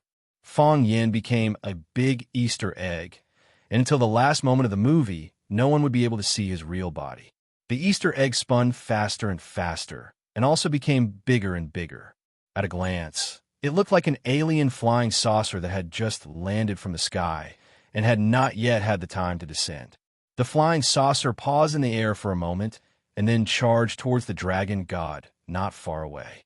Heaven and earth lived together. How magnificent! The dragon god cheered and then charged towards the flying saucer with his sword. The demon-slaying sword in his hand let out a buzzing sound, and then flames appeared. It thrust its sword straight at the front of the flying saucer. One sword became 2 swords became 4 swords, 4 swords became 8 swords, then dozens of swords, hundreds of swords, thousands of swords, densely packed sword shadows, and the entire flying saucer seemed to be enveloped by the demon slayer's sword. The countless demon-slaying swords were like countless harvesters, harvesting the flying saucer layer by layer. Layer by layer, the outer skin of the Easter egg was torn off by the demon-slaying sword, like an onion being peeled layer by layer. The tip of the sword in the middle stabbed straight into the heart of the onion, and it was determined to stab Fong Yin, who was hidden in the center of the Easter egg, to death. SSSS. The outer skin was cut off by the sword Qi, and then it once again surrounded Fang Yin, who was like a magnet. Whoosh! They surged in from all directions, wrapping around the dragon god, who was trying to stab into the heart of the Easter egg. Crack! When the eggs were closed, the lives of Fang Yin and the dragon god, who were sandwiched in between, looked like a double yolk egg. Everyone could feel the violent energy inside the egg, as well as the biting, cold, killing intent that could soar into the sky at any time. Bang! The Easter egg suddenly exploded. The air, the leaves, the weeds, the sand, the stones, the soil, they were like the raw materials for a bomb flying in all directions. Yiro, who was watching the battle from afar, was blown back a few steps by the shockwave of the explosion. Gong Sun Shi took a dozen steps back before he could stabilize himself. If he hadn't used the 1,000 caddy fall several times in a row, his body would have been blown off the cliff. From this, it could be seen how terrifying the force of the explosion was. What would be the fate of the two people in the core of the explosion? Whoosh! A dark figure flew out of the egg. He held a long sword in his hand and flew towards a protruding boulder. However, Fang Yin was nowhere to be found. The dragon god struggled to stand on the big rock, silently pondering. After a long time, he sighed softly and hissed, "I've lost." Chapter 849. Each generation had its own geniuses, each leading for centuries. This was fate. The divine dragon's bitter life was once a legend of an era, a star in the sky, an unreachable existence. However, his era was coming to an end, just like how he once ended the Azure Dragon, Imo Qingdi, who entered the heavenly axiom before him. However, he did not expect that today would be the day of his end, and that the person who ended him would be Imo Qingdi's junior brother, Fang Yin, whom he had once ended. He ended Imo Qingdi for his junior brother, and in the end, he was ended by Imo Qingdi's junior brother. Was this not fate? "I've lost," the divine dragon said in a low voice. How solemn was this sentence? He admitted his failure and the end of his era with his own mouth. When he said this, the old god was dead, and a new god was to be established. Huaxia, another martial arts star, arose. The moment she appeared, she shocked the world with her dazzling display. Fang Yin of the water overflow state defeated the heavenly axiom state bitter life, and a new dragon was born. "Master!" Gong Sun Qi screamed. He had always disapproved of this battle because he did not want Fang Yin to be injured or Fang Yin to die. Yes, in his heart, the master's bitter life was the most powerful existence.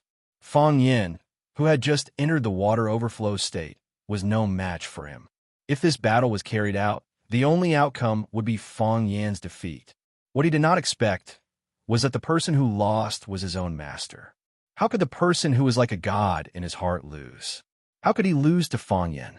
All sorts of feelings welled up in his heart. It was as if something was stuck in his heart, so oppressive that he could not breathe, causing him to be unable to say a word. The divine dragon nodded at Gong Sun Qi and said with a smile, "Victory and defeat are common in war. Why do you have to act like a little girl? I'm old and I've lost. That's why young people like you should work harder." Gong Sun Qi straightened his back and said in a clear voice, "This disciple will follow master's instructions." Yiro didn't expect the battle to end so quickly. She also didn't expect the divine dragon to say that he had lost after jumping out of the Easter egg. Even with her cultivation and eyesight, she couldn't see through everything. However, she liked the honesty of the dragon god's hard work. She still did not like the dragon god, but her impression of him had changed. She cupped her fists at the dragon god. It was a way for martial artists to show their respect. Fang Yin appeared. He appeared behind the position where the dragon god was struggling to stand. "Thank you, Mr. Dragon God." Fang Yin was equally apologetic and said gratefully, "I didn't. This kind of thing cannot be allowed to happen." The divine dragon tried his best to correct Fang Yin's mistake with a serious expression.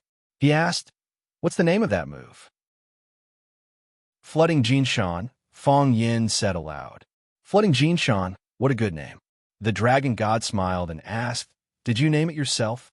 "I named it myself. I know your family has a long history of learning." It's a good thing to read more. Only by reading more can you gain knowledge, and only with knowledge can you get a good name. Otherwise, our martial arts heritage will be left with names like Black Bull leaning on Black Tiger digging hard, and Lazy Donkey rolling around. How would we have the face to meet our martial arts predecessors?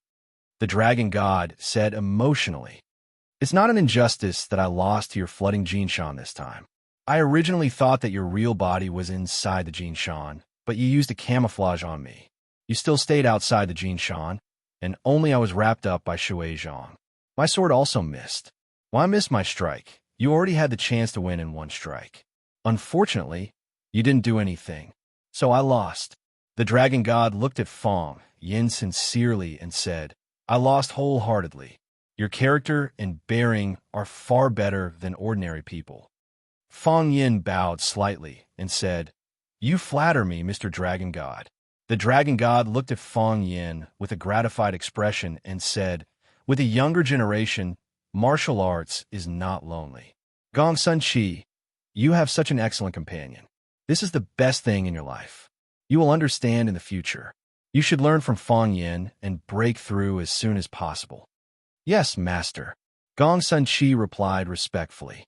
The Dragon God did not even look at Black Dragon Li Nanshuan and Green Dragon Mo Qingdi. His eyes were calm and gentle as he looked at Fong Yin. He sighed softly and said, "It's said that fists and feet have no eyes, but after all, it's still the nature of one's heart. In the past, I didn't think I did anything wrong, but today, your behavior has made me feel ashamed." A green light flashed, and the Divine Dragon's struggling body was scanned from top to bottom by that green light. His body trembled violently, and then he fell to the ground on his butt. "This body's cultivation base has been crippled, and from now on, I am a commoner."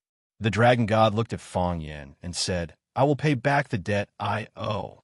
"Mr. Dragon God." Fong Yin panicked and rushed over to help the Dragon God up from the ground. "You don't have to do this."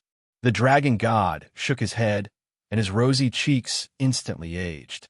Without that energy and spiritual support, he was just an old man over 70 years of age. "If I don't do this, I won't be able to calm my mind."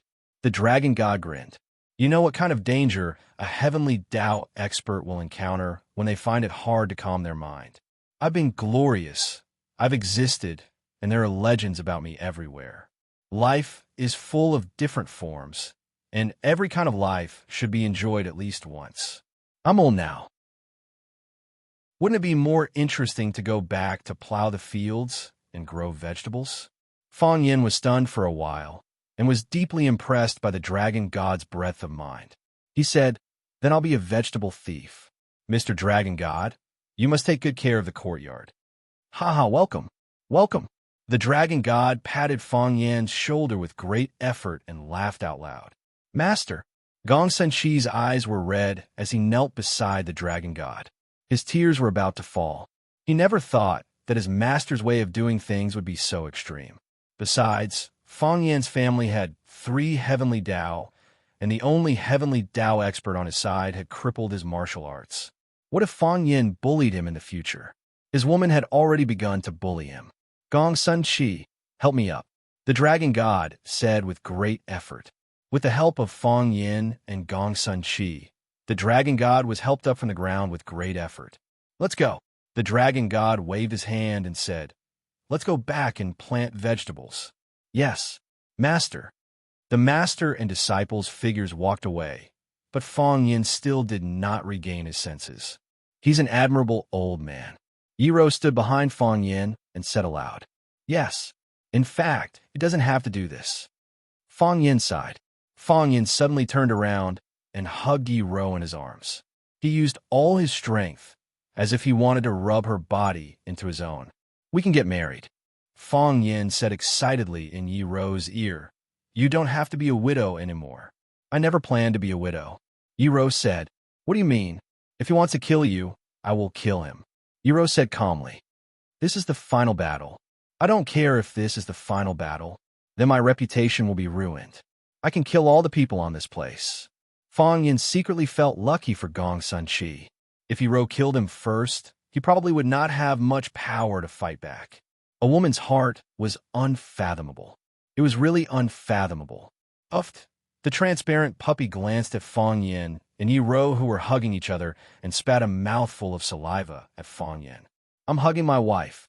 Do you have a problem with that? Fong Yin glared at him unhappily. Uft. The transparent puppy spat at Fong Yin again, then ran to Yi Ro's pants with its mouth, signaling her to stay away from Fong Yin and not to hug him. How dare you steal my woman? Fong Yin was furious. He rolled up his sleeves and was about to fight with the transparent puppy. Mo Qingdi's spear was not fast, but each spear was like a thunderbolt, making it very difficult for people to deal with. At their level, the choice of weapon was not important. Just like how Fong Yin could defeat the dragon god with his demon slaying sword, it was the same principle. They were playing with their state of mind. When your reaction speed could not keep up with your state of mind, you had no chance of fighting back when faced with a massacre. However, Mo Qingdi still subconsciously felt that it was best not to let Mo Qingdi hold a spear. He knew this was a dangerous way of thinking because he was afraid. The more he feared, the more likely he was to fail. Fear was a demon in the heart. When the demon took control of your heart, it would be difficult for you to display your true strength. Mo Qingdi had been hailed as the best spear in the world 20 years ago. The silver spear in his hand was like a god descending to the mortal world, almost unstoppable. Dark Dragon Li Nanxuan had wanted to intercept and kill him on the way over the Tai Chi diagram, but he had not expected to be stabbed in the face. Dark Dragon Li Nanxuan burned with rage when he remembered the gaping hole in his face. It was a scar, a humiliation. Even though Mo Qingdi's tendons had been broken by his junior, the dragon god, and he had become a cripple, it was still difficult to dispel the ferocity in his heart. Dark Dragon's body sprinted towards Mo Qingdi. With each step he took, an afterimage appeared in the air. By the time he was one step away from Mo Qingdi, the air was already filled with the shadows of dark dragons, as if there were countless black robes fighting with Mo Qingdi. His real body was at the forefront, the long sword in his hand emitting a faint buzzing sound like that of insects. Old, drunkard Mo Qingdi's eyes were solemn. Then he thrust his spear at an illusory figure on his left. Chapter 850. Some say that seeing is believing, but many times the eyes can deceive. Mo Qingdi's body was clearly in front, yet his spear was aimed at the distant afterimage. In a fight between experts, myriad changes occur in an instant. A single mistake could cause the entire game to be lost. As Mo Qingdi's spear was aimed at the distant afterimage, Li Nanxuan's body was also slashing at Mo Qingdi's head. There was an obsession in his heart that he must behead Mo Qingdi with his sword. This was something he had wanted to do many years ago. Whoosh! The spear was heavy and long. Its tip pointed between the eyebrows of the afterimage. Pa! The afterimage emitted the sound of something exploding and disappeared in the air. At the same time, the afterimages created by the countless black dragons in the sky also exploded one after another, and then disappeared in the air as if they had never existed. That afterimage was the eye of the formation. It was the mechanism that controlled the countless afterimages. However, this did not mean that the afterimages had no offensive capabilities. With Li Nanxuan's strength, every afterimage he created was a real Li Nanxuan. If Mo Qingdi did not pierce the eye of the formation with his spear, if Mo Qingdi only stabbed at the real body and allowed the afterimages to approach, then every Li Nanxuan could have caused him fatal damage. Li Nanxuan's real body and the sword in his hand were bait, and also the real body. If you stab at the afterimage, his real body would give you a fatal blow. If you stab at the real body, then the afterimage formed by his majestic energy would give you unimaginable damage. This was the so-called double kill in Neijiang Lake. This was an open and above-board trap. Even if you knew his intentions, there was no way you could make a better choice. Moreover, many people would be confused by his real body. When they aimed at the real body to counterattack, the afterimages would tear them into countless pieces. Explosions rang around him, and all the afterimages disappeared. Black Dragon Song Nanchuan did not feel worried at all. On the contrary, there was a hint of delight in his heart. Mo Ching Di, you don't know what a stupid mistake you have made. Do you think I'm the same as I was in the past? Years ago, Dark Dragon Song Nanchuan used this move. The dragon dives into the deep sea to kill Mo Ching Di. As a result, Mo Ching Di's spear pierced through his cheek. That time, Mo Ching Di had similarly located the eye of the formation. Then, he first used the tip of his spear to pierce through the eye of the formation, breaking through all of the Black Dragon's illusionary barriers. Then, he spun the spear around and pierced through the Black Dragon's cheek. This time, he would not make such a mistake. Song Nanchuan's body suddenly disappeared into thin air. This was the result of him raising his speed to the extreme. When he reappeared, the sword in his hand was the first to appear. The silvery sword of light left a burning shadow in the air, and then it slashed towards Mo Ching Di's throat. It was as fast as lightning, but it was still not fast enough. In the eyes of the spectators, it was as if Mo Ching Di's head would be separated from his neck in the next moment. Don't underestimate the enemy Dai. Song Nim was about to get his revenge. His voice was filled with excitement. Whoosh! Li Nanchuan slashed down with his sword. His long sword sliced through Mo Ching Di's head. Yes, it sliced through, because when his sword was about to fall, Missouri Ching Di twisted his body at the same time. After Mo Ching Di's spear pierced through the afterimage, his body had already begun to change shape. Then, he spun the spear around once again. This scene was as if the two of them had performed it countless times. Their coordination was so smooth and tacit. It was the same character from back then, the same technique, the same plot development, but there was a different result. Last time, Mo Ching Di pierced through the Black Dragon Li Nanchuan's cheek, leaving a scar and humiliation that could never be erased. This time, Mo Ching Di pierced through his heart. The spear pierced through the body.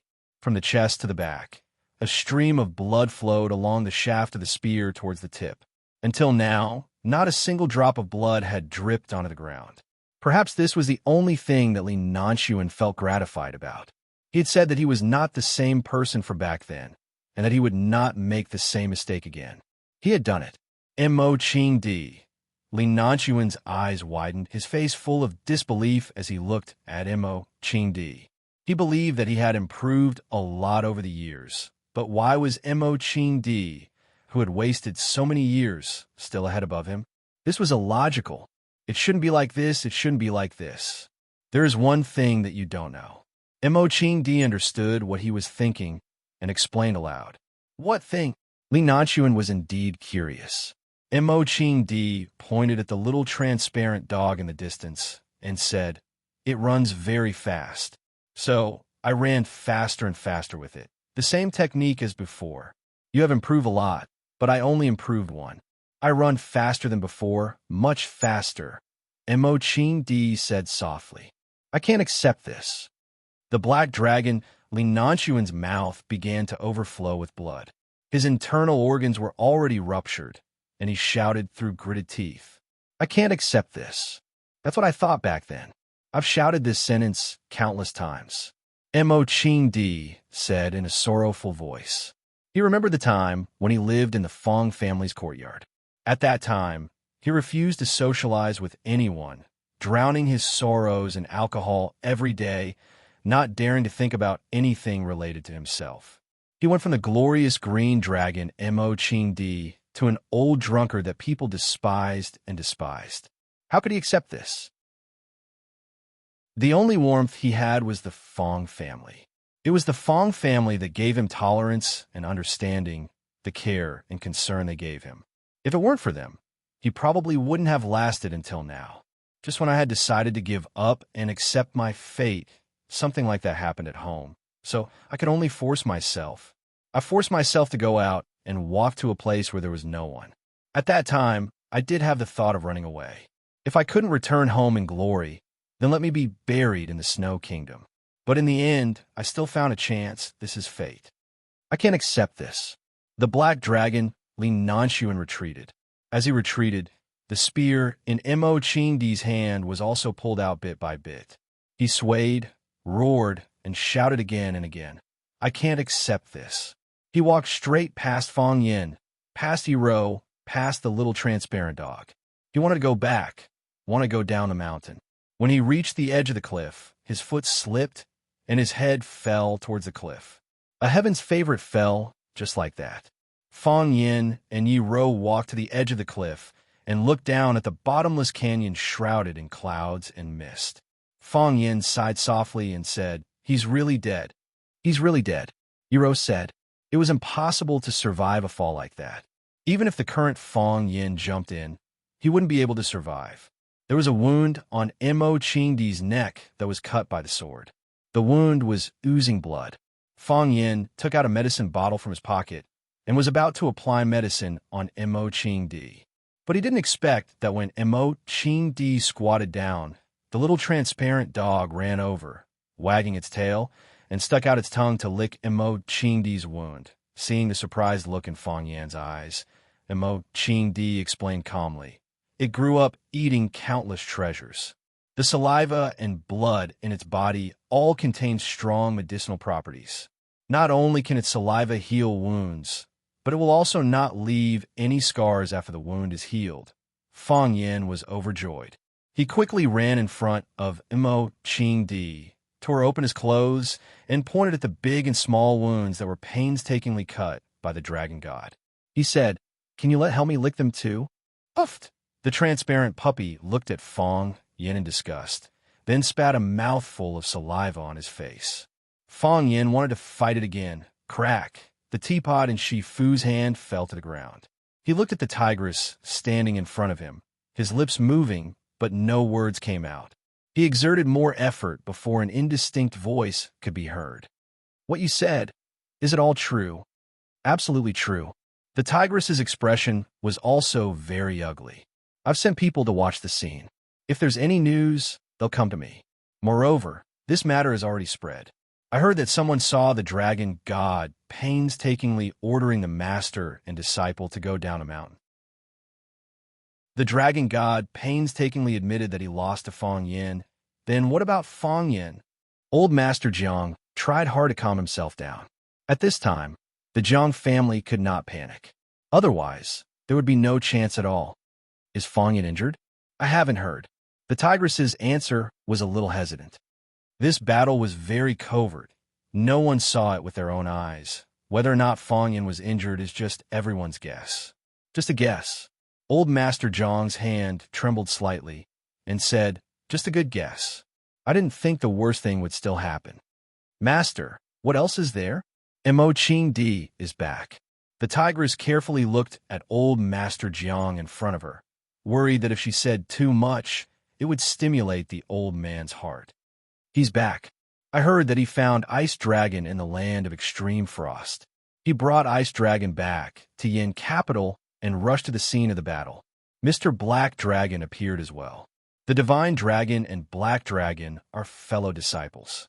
They were prepared to join forces to destroy Fong Yin and Yi Gentle, but at this critical moment, Mo Chingdi appeared with Ice Dragon. "I heard. What else did you hear?" "I heard that he stabbed Mr. Black Dragon to death with one spear strike." The tigress said timidly.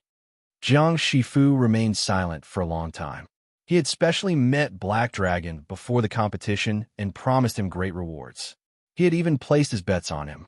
2 heavenly Dao realm experts against 1 Fong Yin, and even if Yi Gentle was added, their side would still be able to secure victory.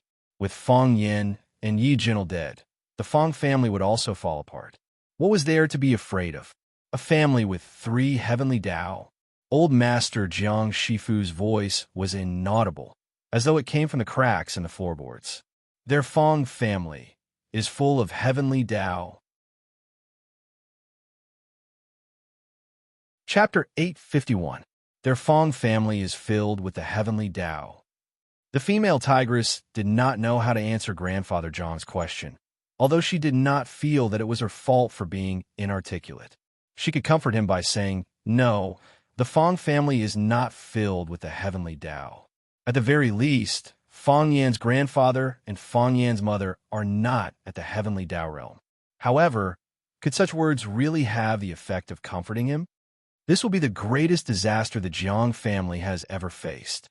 Grandfather Jiang Shifu clearly had no intention of letting the female tigress answer his question. His head hung low as though he had suffered a heavy blow. The outcome of this battle had exceeded everyone's expectations, and it was truly unacceptable. Master, is there no other solution? The female tigress asked. Even if the Fong family has the 3 heavenly Tao, do you think they can come to our Jiang family and start a massacre? Huaxia is a society governed by law. If anything happens to the Jiang family, they will not be able to escape responsibility. Jiang Shifu looked up at the female tigress and asked, "Do you understand Fong Yan?" The female tigress thought for a moment and said, "No, I do." Grandfather Jiang Shifu said in a deep voice, "He has the intelligence of a fox and the viciousness of a wolf. As long as he is given a chance, he will mercilessly bite off his opponent's neck. If the Jiang family were to land in his hands, do you think he would give them a way out? With such a pack of wolves stalking them, will the Jiang family have any good days in the future?" From time to time, one of the descendants of the general family would lose an arm or a leg. How could they go up to them and demand justice? In the long run, the only path the Jiang family can take is to be annihilated. There will always be a way. The female tigress said, "Gentlemen, you should also take action. There will always be a way to repress him. Don't tell me they can be lawless now." "That's right." Jiang Shifu nodded and said, "Their Fong family can't be lawless. It's precisely at this time that Fong Yan has to keep a low profile. He knows the principle of shooting the bird that pokes its head out, but I wish he didn't know about military operations. I have no idea where eldest young master went. I called him, but he didn't answer," the female tigress said. "Forget it. I can't count on him." The descendants of the general family all looked like dragons and phoenixes among men when things were going smoothly for them. Once they encountered a setback, they would show their true colors and would not be able to hold up the pillar. Can I be at ease in trusting the Jiang family to such a person? The tigress didn't dare to get involved in such a topic. "Gather everyone in the family for a meeting." Jiang Shifu said aloud, "I asked you to visit Shangxin in Huacheng. What happened?" Miss Shangxin said that she has been very busy recently. Once she is done with her work, she will definitely make time to visit you, Master. Miss Shangxin even prepared a large number of gifts for me to bring out for you and the other uncles. You're polite and well-mannered. That's impressive." Jiang Shifu cracked a rare smile and said, "It wasn't easy for her. If she had come to Yanjing to see this old man at that time, I'm afraid that bastard Fong Yan would have reconsidered his attitude toward her. In the past, no one would have thought that the future of the Jiang family would fall into the hands of this little girl." "Master, what do you mean?" "I don't mean anything. This is what everyone wants." Jiang Shifu waved his hands and said, "Time makes the hero. Now that things have developed to this stage, I think they should understand the severity of the matter. Go, let me sit alone for a while. I'm afraid there won't be many opportunities like this in the future." "Yes, Master. Master." The tigress replied and left respectfully. When the sound of the tigress' footsteps faded away, Jiang Shifu stared at the broken porcelain cup on the ground in a daze. How many years had it been since he had been so flustered and at a loss like today? When did the story start? It should have started from a very insignificant matter. It was so insignificant that he couldn't remember what exactly it was. However, wasn't it those insignificant things that changed history as a prelude? The dignified Jiang family was going to fall into the hands of the Fong family, who had one of the 3 heavenly Tao. Fong Yan, are you the nemesis of the Jiang family? Some people were sad, while others were happy. This was the happiest day for the Fong family in years. Ever since Fong Yixing died at the entrance of Swallow's Dock, the word smile had become more and more distant from the Fong family. When the old drunkard took his spear and left for the land of extreme cold, he dragged the Fong family into an icy abyss. Even if there were people smiling, the smile was bitter, and it would disappear as soon as it was released. It had never been as comfortable as today, as if every laugh came from the depths of the bones. Fortunately, there was Fong Yin. Whether it was the tragic death of his father or the departure of the old drunkard, he was always there. In his own way, he kept the Fong family from falling and kept the Fong family from being destroyed. Fong Yan's persistence was meaningful. He had finally seen the rebirth of the Fong family. Lu Wan looked up and down at Mo Qing Di and said with blame, "Your complexion is fine, but you look a little thin. And the clothes you're wearing, they're dirty and smelly, and you didn't wash them. What animal's fur are they made of? Take them off quickly.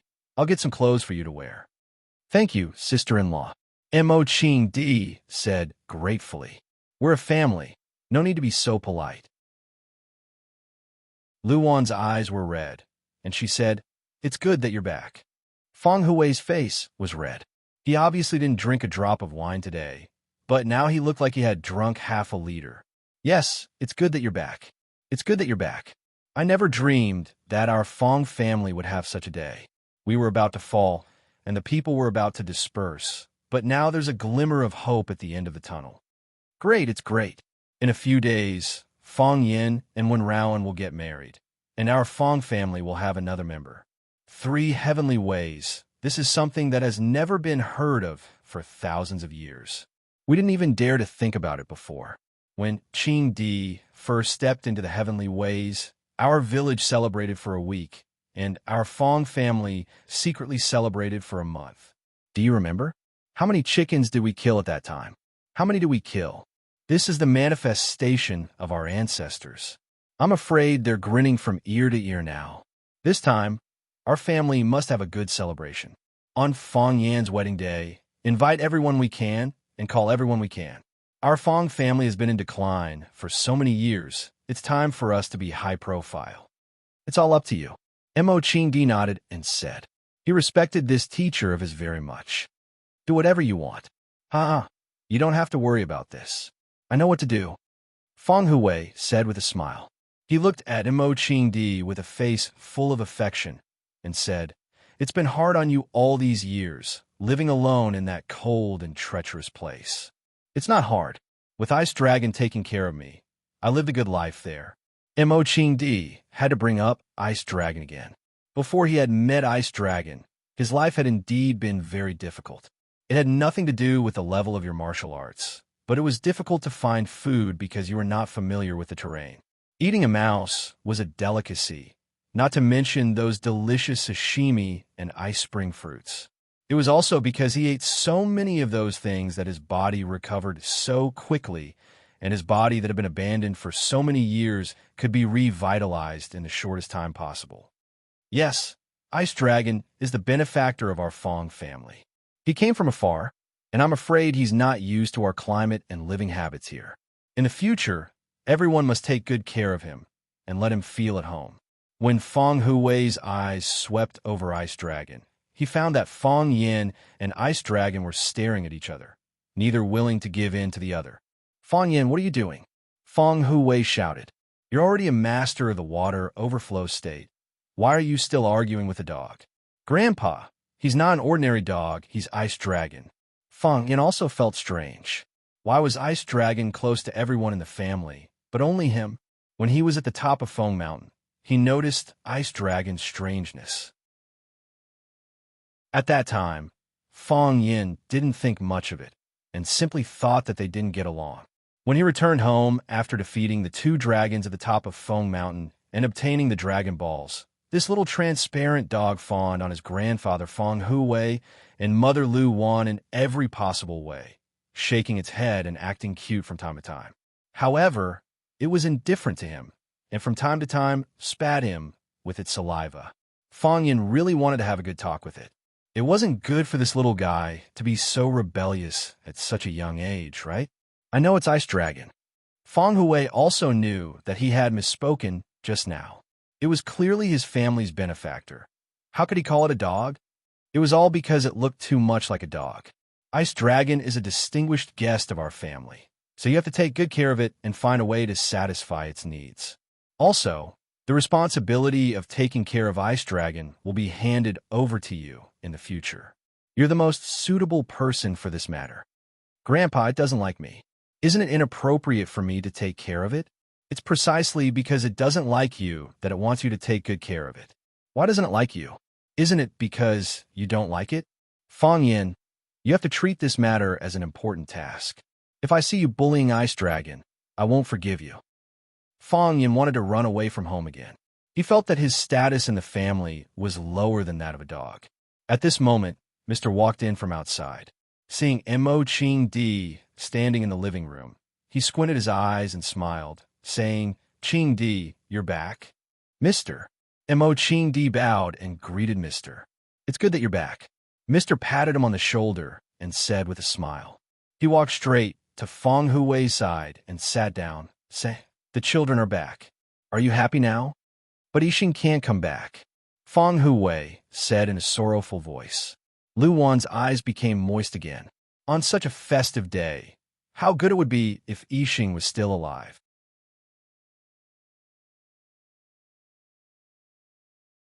Chapter 852.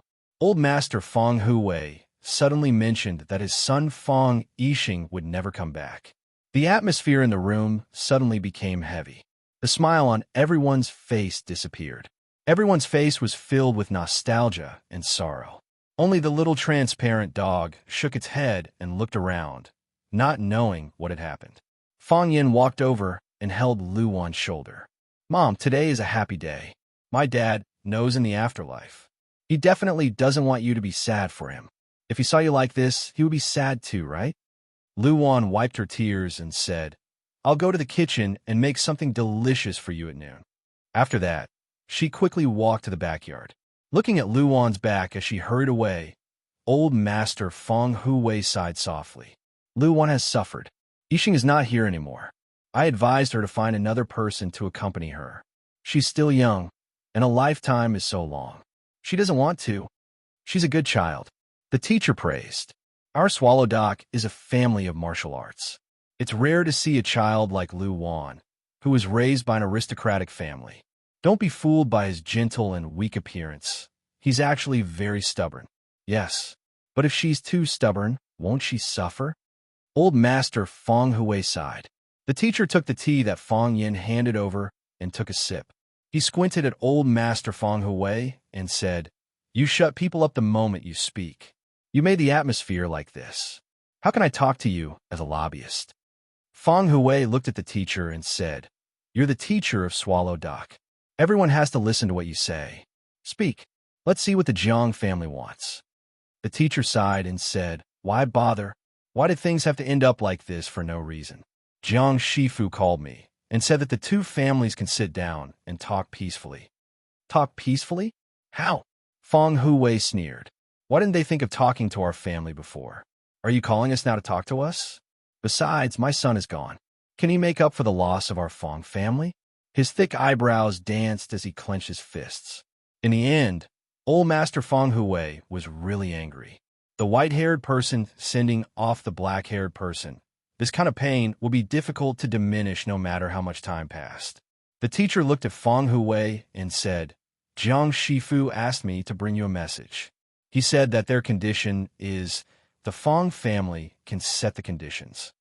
The man turned to look at Fong Yin and asked with a smile, Won't you consider it? Grandpa will decide everything, Fong Yin said with a smile. The teacher nodded, put down the teacup in his hand, and said, Today is a joyous day for your Fong family, and you should celebrate it well. I'll take my leave first. I don't want to be a nuisance here. Let's have a drink at noon, Fong Hui said. Forget it. You are not sincere, the teacher said with a smile. He patted Mo Ching Di on the shoulder and strode outside. Fong Yin sent Mr. out, and the little transparent dog wagged its tail and followed. The teacher glanced at the little transparent dog and asked, Is this the legendary ice dragon? Don't you think it looks like a dog? The little transparent dog seemed to like the teacher very much, running over and rubbing its head against the teacher's thigh. The teacher laughed out loud and reached out to pat the ice dragon's head and said, Jiang Shifu said that your family has 3 heavenly Dao, but I say, how can it be 3 heavenly Dao? It's clearly 4 heavenly Dao. This is the biggest event in Swallow Fort in the past 1,000 years. We should have held a celebration for you, but your marriage with Miss Yi will only last for 2 days, so we might as well hold the two happy events together. All right, I'll listen to you, sir, Fong Yin answered without hesitation. Sly. The teacher patted the little transparent dog's head and said, the Fong family are all sly and sly. Don't be influenced by them. Mo Qingdi had returned, and Fong Yin had entered the water overflow realm. Most importantly, Fong Yin was going to marry a heavenly Dao realm wife. This made Fong Huwei overjoyed. Fong Huwei prepared to pay his respects to his ancestors.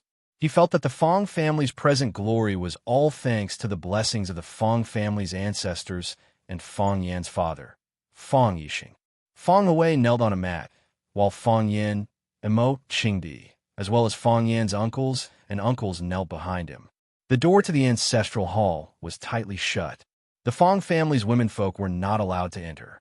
The Fong family has only one heir, and their numbers are sparse. Every time I think of it, I'm alarmed. I'm worried that the Fong family's bloodline will be severed, and I'll be the greatest sinner of the Fong family. 100 deaths won't absolve me.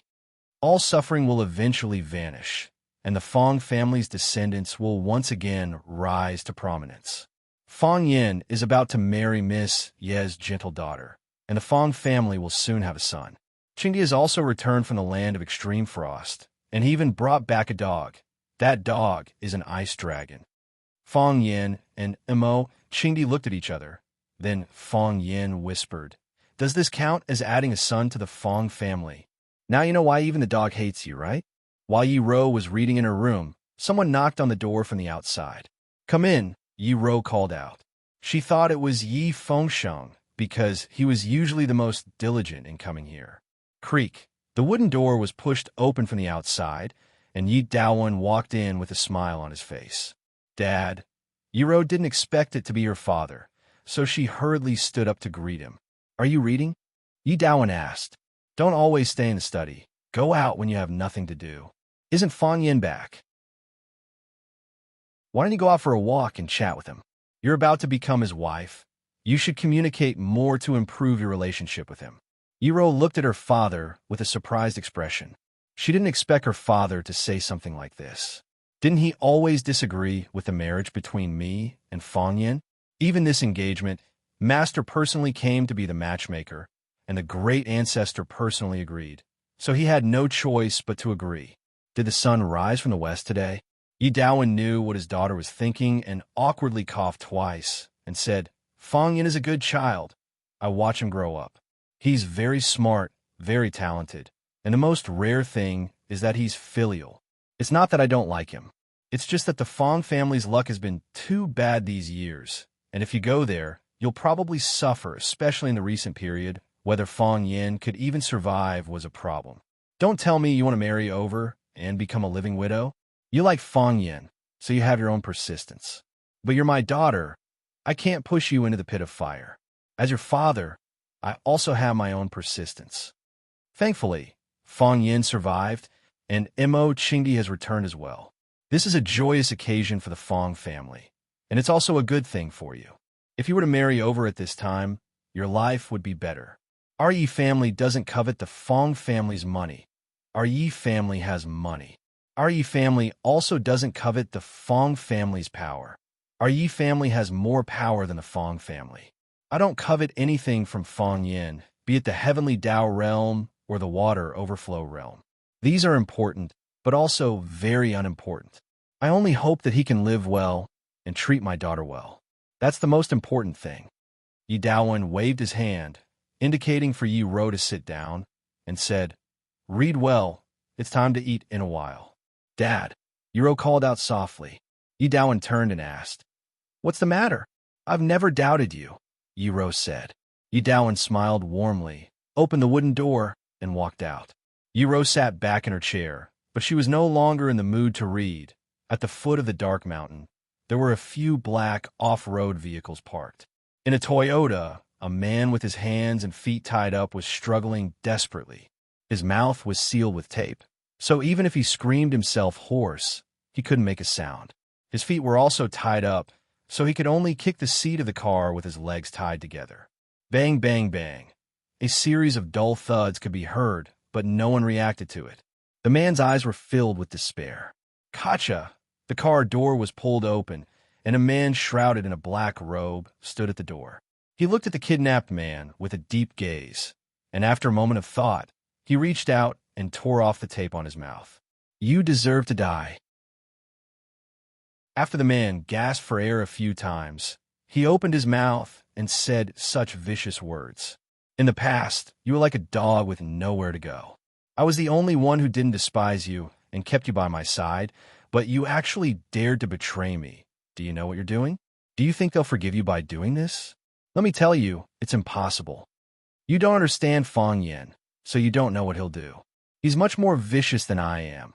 He'll kill everyone who has offended him. Do you think you still have a way to live? Without it, the only thing left for you is death. You're the same, the black robe man spoke in a low voice. You're the same as me. We still have more choices. The man looked at the black robe man and said, if you let me go, the Zhang family will give you a large sum of money. It'll be more money than you can imagine. Go out. Don't stay in this country anymore. Go to a place where no one can find you. Change your face. You can live a life that everyone envies. It's already begun, the black robe man said. You'll command them to kidnap Qin Tian. Are you crazy? Do you think people will believe this? Why would I do something like this at a time like this?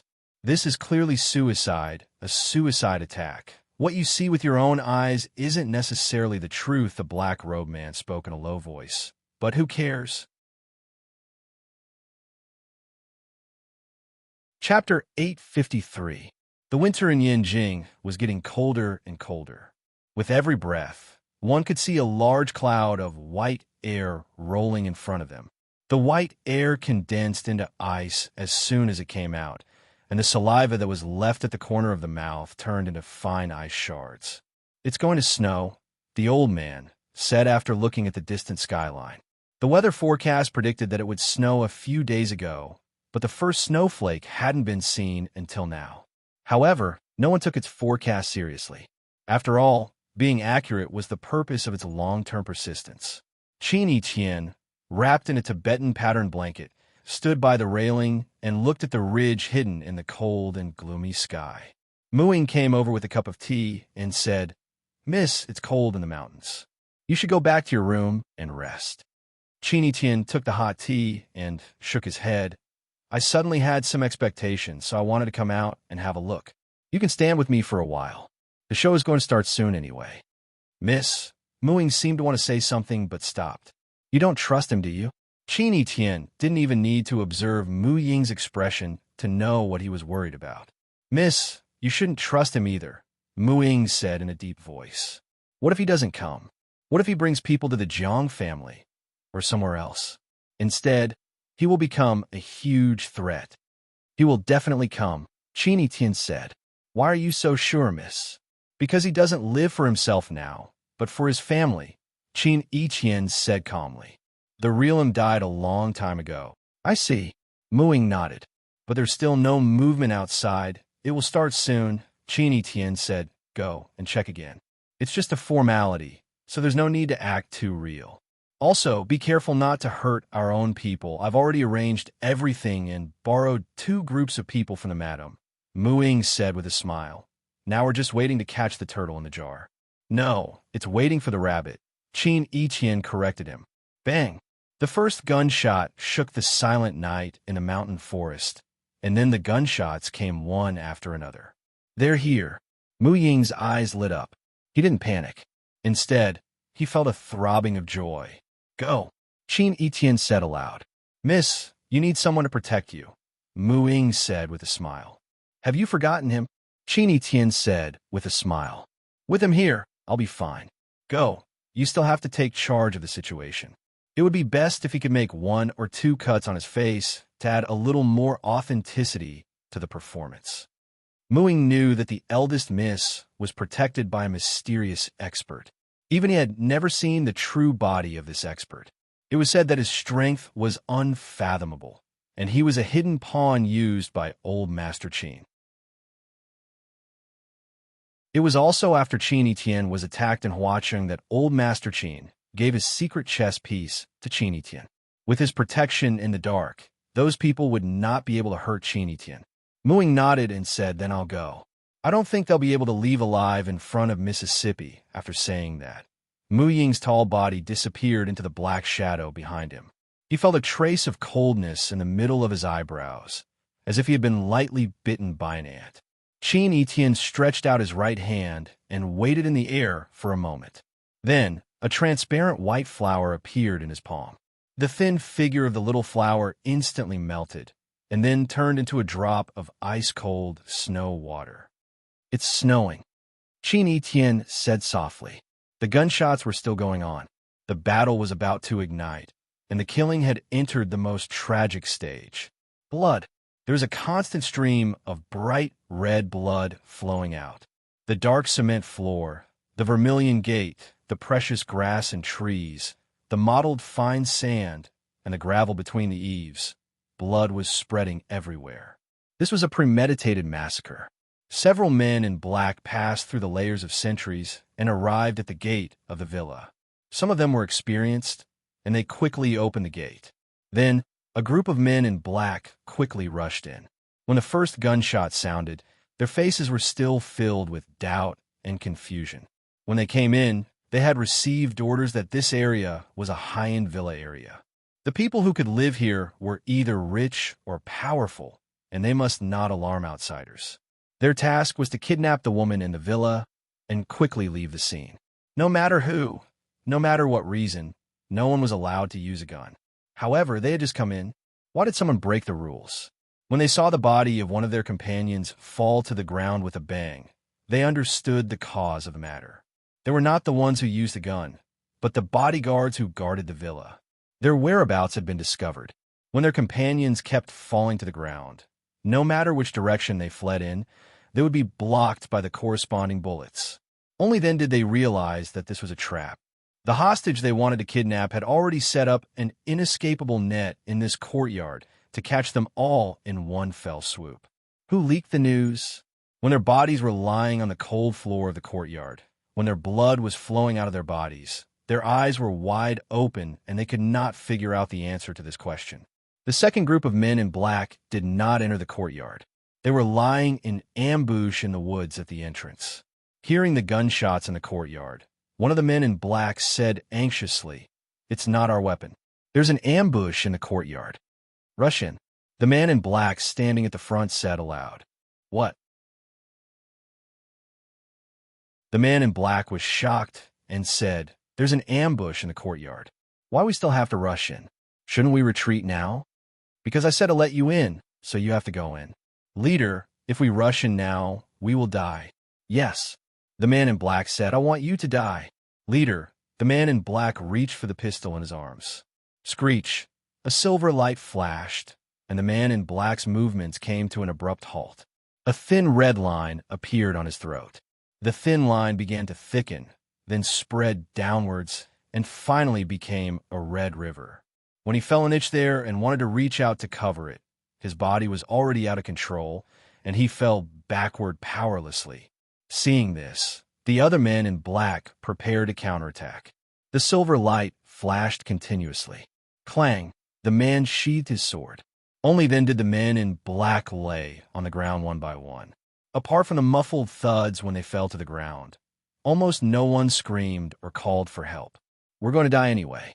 The man in black's voice was a bit dejected. He looked up at the floating white flowers in the sky and murmured, "It's snowing. So beautiful." This was destined to be a restless night. It was also the beginning of another big battle. When the first heavy snow of the year fell in Beijing, a murder occurred in a high-end residential area. No, it should be said that it was a failed kidnapping case. A certain terrorist group wanted to kidnap the little princess of the Qin family, Qin Etienne. Fortunately, Qin Etienne was heavily guarded, and his bodyguards fought fiercely to defeat the kidnappers and protect the little princess. Because the incident happened in a high-end residential area, and there were gunshots and screams, the fighting and killing alerted quite a few people. It was impossible to hide something like this, so it was already widely spread in a certain circle on the night of the incident.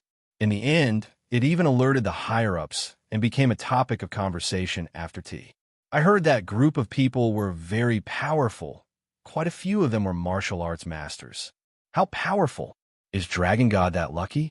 Dragon God's hard life was defeated by someone else. I heard it was done by the Jiang family. An important member of the Jiang family was captured alive by the Qin family.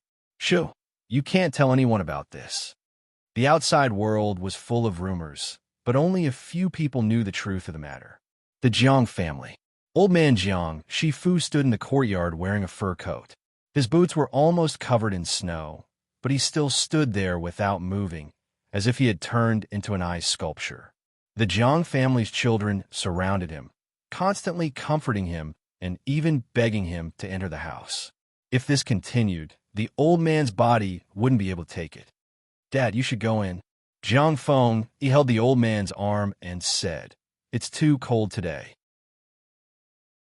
You've been standing here for half an hour, you'll freeze." Old man Jiang didn't move.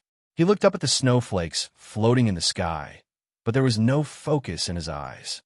"Dad, we know you feel bad, but now that the Jiang family is in trouble, we should work together to think of a solution. How can you hurt your body like this?" "Yeah, Dad, let's go back. There's no such thing as a bad luck in this world. We can always think of a way." "You can't take the cold anymore?" Old man Jiang Shifu finally spoke. His voice was calm, but full of mockery. "We Jiang family are becoming more and more delicate. No wonder we were forced to this step. When you were young, I made you read the ancestral behest. You did read it, but it didn't seem to have any effect. Born in a rich family, who can remember the hardships of the Jiang family? After living a good life for so long, who still has a sense of crisis? Dad." Jiang Shifu waved his hand and said, "Prepare the carriage. I'll go to the Qin family to ask for forgiveness." Chapter 854. The first snowfall in Yinjing was ferocious, and it seemed like it wouldn't stop. It had been snowing since last night until this afternoon, which meant that it stopped for about an hour at dawn. Then, God went back to work without rest. As the snow got heavier, there were fewer people on the streets. The untrodden snowflakes covered the pitch-black concrete floor like a gorgeous velvet carpet. Creak! A black car stopped at the intersection of the old street, the wheels rolling up the ice on the ground, making a crunching sound. Clang! The car door opened, and Feng Yin, wearing a light-colored suit, got out of the car. Yi Fengsheng turned his head from the driver's seat and said, "Brother-in-law, should I go in with you?" "No need," Feng Yin refused. "You can't park here, so you stay in the car. If you see the police coming to copy the license plate, drive away." "Okay," Yi Fengsheng agreed helplessly. "Brother-in-law, be careful." Feng Yin smiled and said, "Did you forget? I'm at the water overflow state now. But I still need to keep a low profile, and don't go around showing off." Ice Dragon, who got out of the car, spat at Feng Yin, then immediately wagged its tail and happily ran into the crystal world of ice and snow. Ice Dragon liked snow. Although the snow in Yinjing wasn't as heavy as it was in the Arctic, and the weather wasn't as cold, it was still better than not seeing any snowflakes. Ever since the old man handed the responsibility of taking care of Ice Dragon to Feng Yin had almost never been separated from the dog. When he was ready to go out today, Ice Dragon had already gotten into the car. Feng Yin wanted to drive it out, but Feng Hui yelled at the top of his voice, "It wants to go out for a breath of fresh air, so take it out for a walk. This poor child wants to see snow. Can't you satisfy its wish?" Yi Fengsheng liked Ice Dragon very much. Seeing Ice Dragon spitting at Feng Yin, he couldn't help but laugh and said, "I just find it strange. Why does it always have something against you? Is this the legendary family that can't tolerate two dogs? Do you believe that I won't cut off the fat on your body piece by piece to make twice-cooked pork?" Feng Yin glared at Yi Fengsheng coldly and said, "A slip of the tongue, a slip of the tongue. I was going to say that two tigers cannot live on the same mountain." Feng Yin brushed off the snowflakes on his shoulder and said, "I'll be right back." After that, Feng Yin lifted his feet and walked toward the familiar noodle house. Before he got close, he heard a girl's cheerful voice coming from inside. "Brother, don't say that I'm fat. Girls nowadays don't like to be fat. Besides, I'm not fat at all. Recently, I've been exercising to lose weight. Brother, where have you been all these years? We couldn't get in touch with you. I knew you must have gone to do something very important. I asked Grandpa, and he said the same thing. Brother, have you ever been in a relationship? I thought the next time we met, you would bring me a sister-in-law. Brother, why are you looking at me like that? Did I say something wrong? Fong Yin could tell that it was the voice of the girl by Jia. Her long-lost relatives suddenly appeared in front of her. She must be very happy, right? The words that she had hidden in her heart for a few years were like water that had been released from a sluice gate and flowed out continuously. All these years of longing, doubts, and grievances, she finally found someone she could confide in. However, this kind of life was very short. Brother, you won't leave again after you come back, right? Bai Jie suddenly asked. Fong Yin thought for a moment and walked into the noodle house at this time. There were no customers in the noodle house. There was only a man in a woolen suit and a girl in a white sweater sitting opposite each other at a table.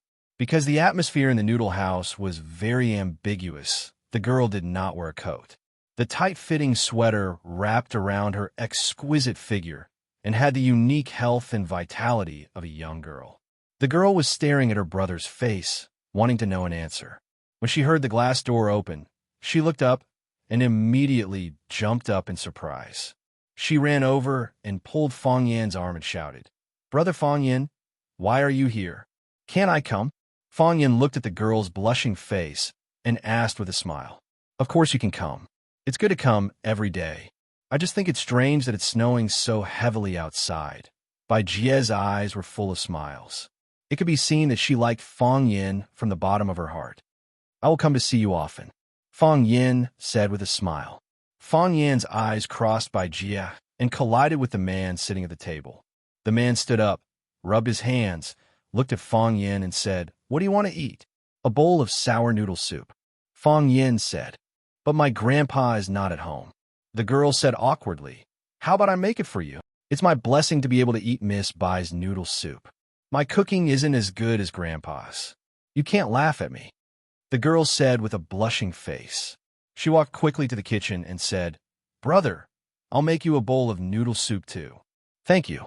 The man had a gentle smile on his face and looked at Bai Jie with eyes full of doting and pity. When Bai Jie left, the man looked at Fong Yan, made an inviting gesture, and said, Sit down. Fong Yan sat down, and the man sat opposite Fong Yan, just like the sitting posture of Bai Jie and him just now. If I knew that your family runs a noodle shop and that your noodles are so delicious, our relationship wouldn't have become like this. Fong Yan said aloud. If I knew that, I would have helped Grandpa take care of this noodle shop at home. The man whispered. Fong Yan looked at the man in surprise and said, That's good. If you open a noodle shop, when there are customers, you will get up and make a bowl of noodles for them. When there are no customers, you will make a plate of peanuts to go with the wine. It's a world of ice and snow outside, but it's as warm as summer inside. This kind of life is really comfortable and comfortable. Unfortunately, people can't turn back, the man said with a regretful voice. You missed it. You missed it. No matter how high your martial arts or how deep your cultivation is, it can't make up for it. Fong Yan nodded and said, I didn't think you would want to see me at this time. Even I find it hard to believe, because I found that the only person I can trust in this world is you. I believe you, Fong Yan said. You have experienced too much killing and betrayal, and you are constantly betraying others. It's not easy to find someone you can trust by your side. I have two people to choose from. One is the eldest daughter of the Qin family, and the other is you. The eldest daughter of the Qin family is my business partner, and she is also the person I should ask for payment. However, compared to her, I am still more willing to trust you. She is a merchant. The world of merchants is too shrewd. I don't have too much confidence in them. Why? You are different from them.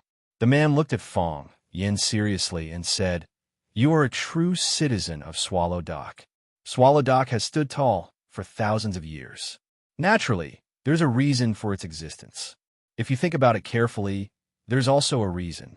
Apart from me, an outsider who has always been difficult to integrate with, who else has done anything that is shameful to Swallow Dock?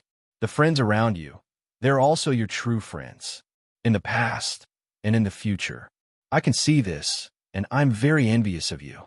Sometimes I often think if I had a friend by my side, a friend I can drink with, maybe my life would be very different. The man didn't continue, and Fong Yin also didn't continue.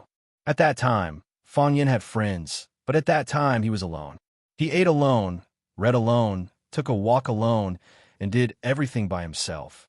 And his friends, led by Fong Yin, subconsciously rejected him. They always felt that he was not a citizen of Swallow Dock and was not on their side.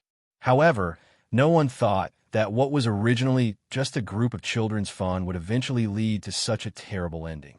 After pondering for a long time, Fong Yin asked, "What do you want me to do?" "I want you to take care of my family." The man said, "Especially my sister Bai Jie. She is too young and too beautiful. Beautiful girls always attract all kinds of trouble. Originally, I should have done this myself. As her brother, this kind of thing is in my nature. Unfortunately, I don't have the chance." Fong Yin raised his eyebrows and asked, "Why me?" "Because I believe in you." The man said, "And you have always been doing that.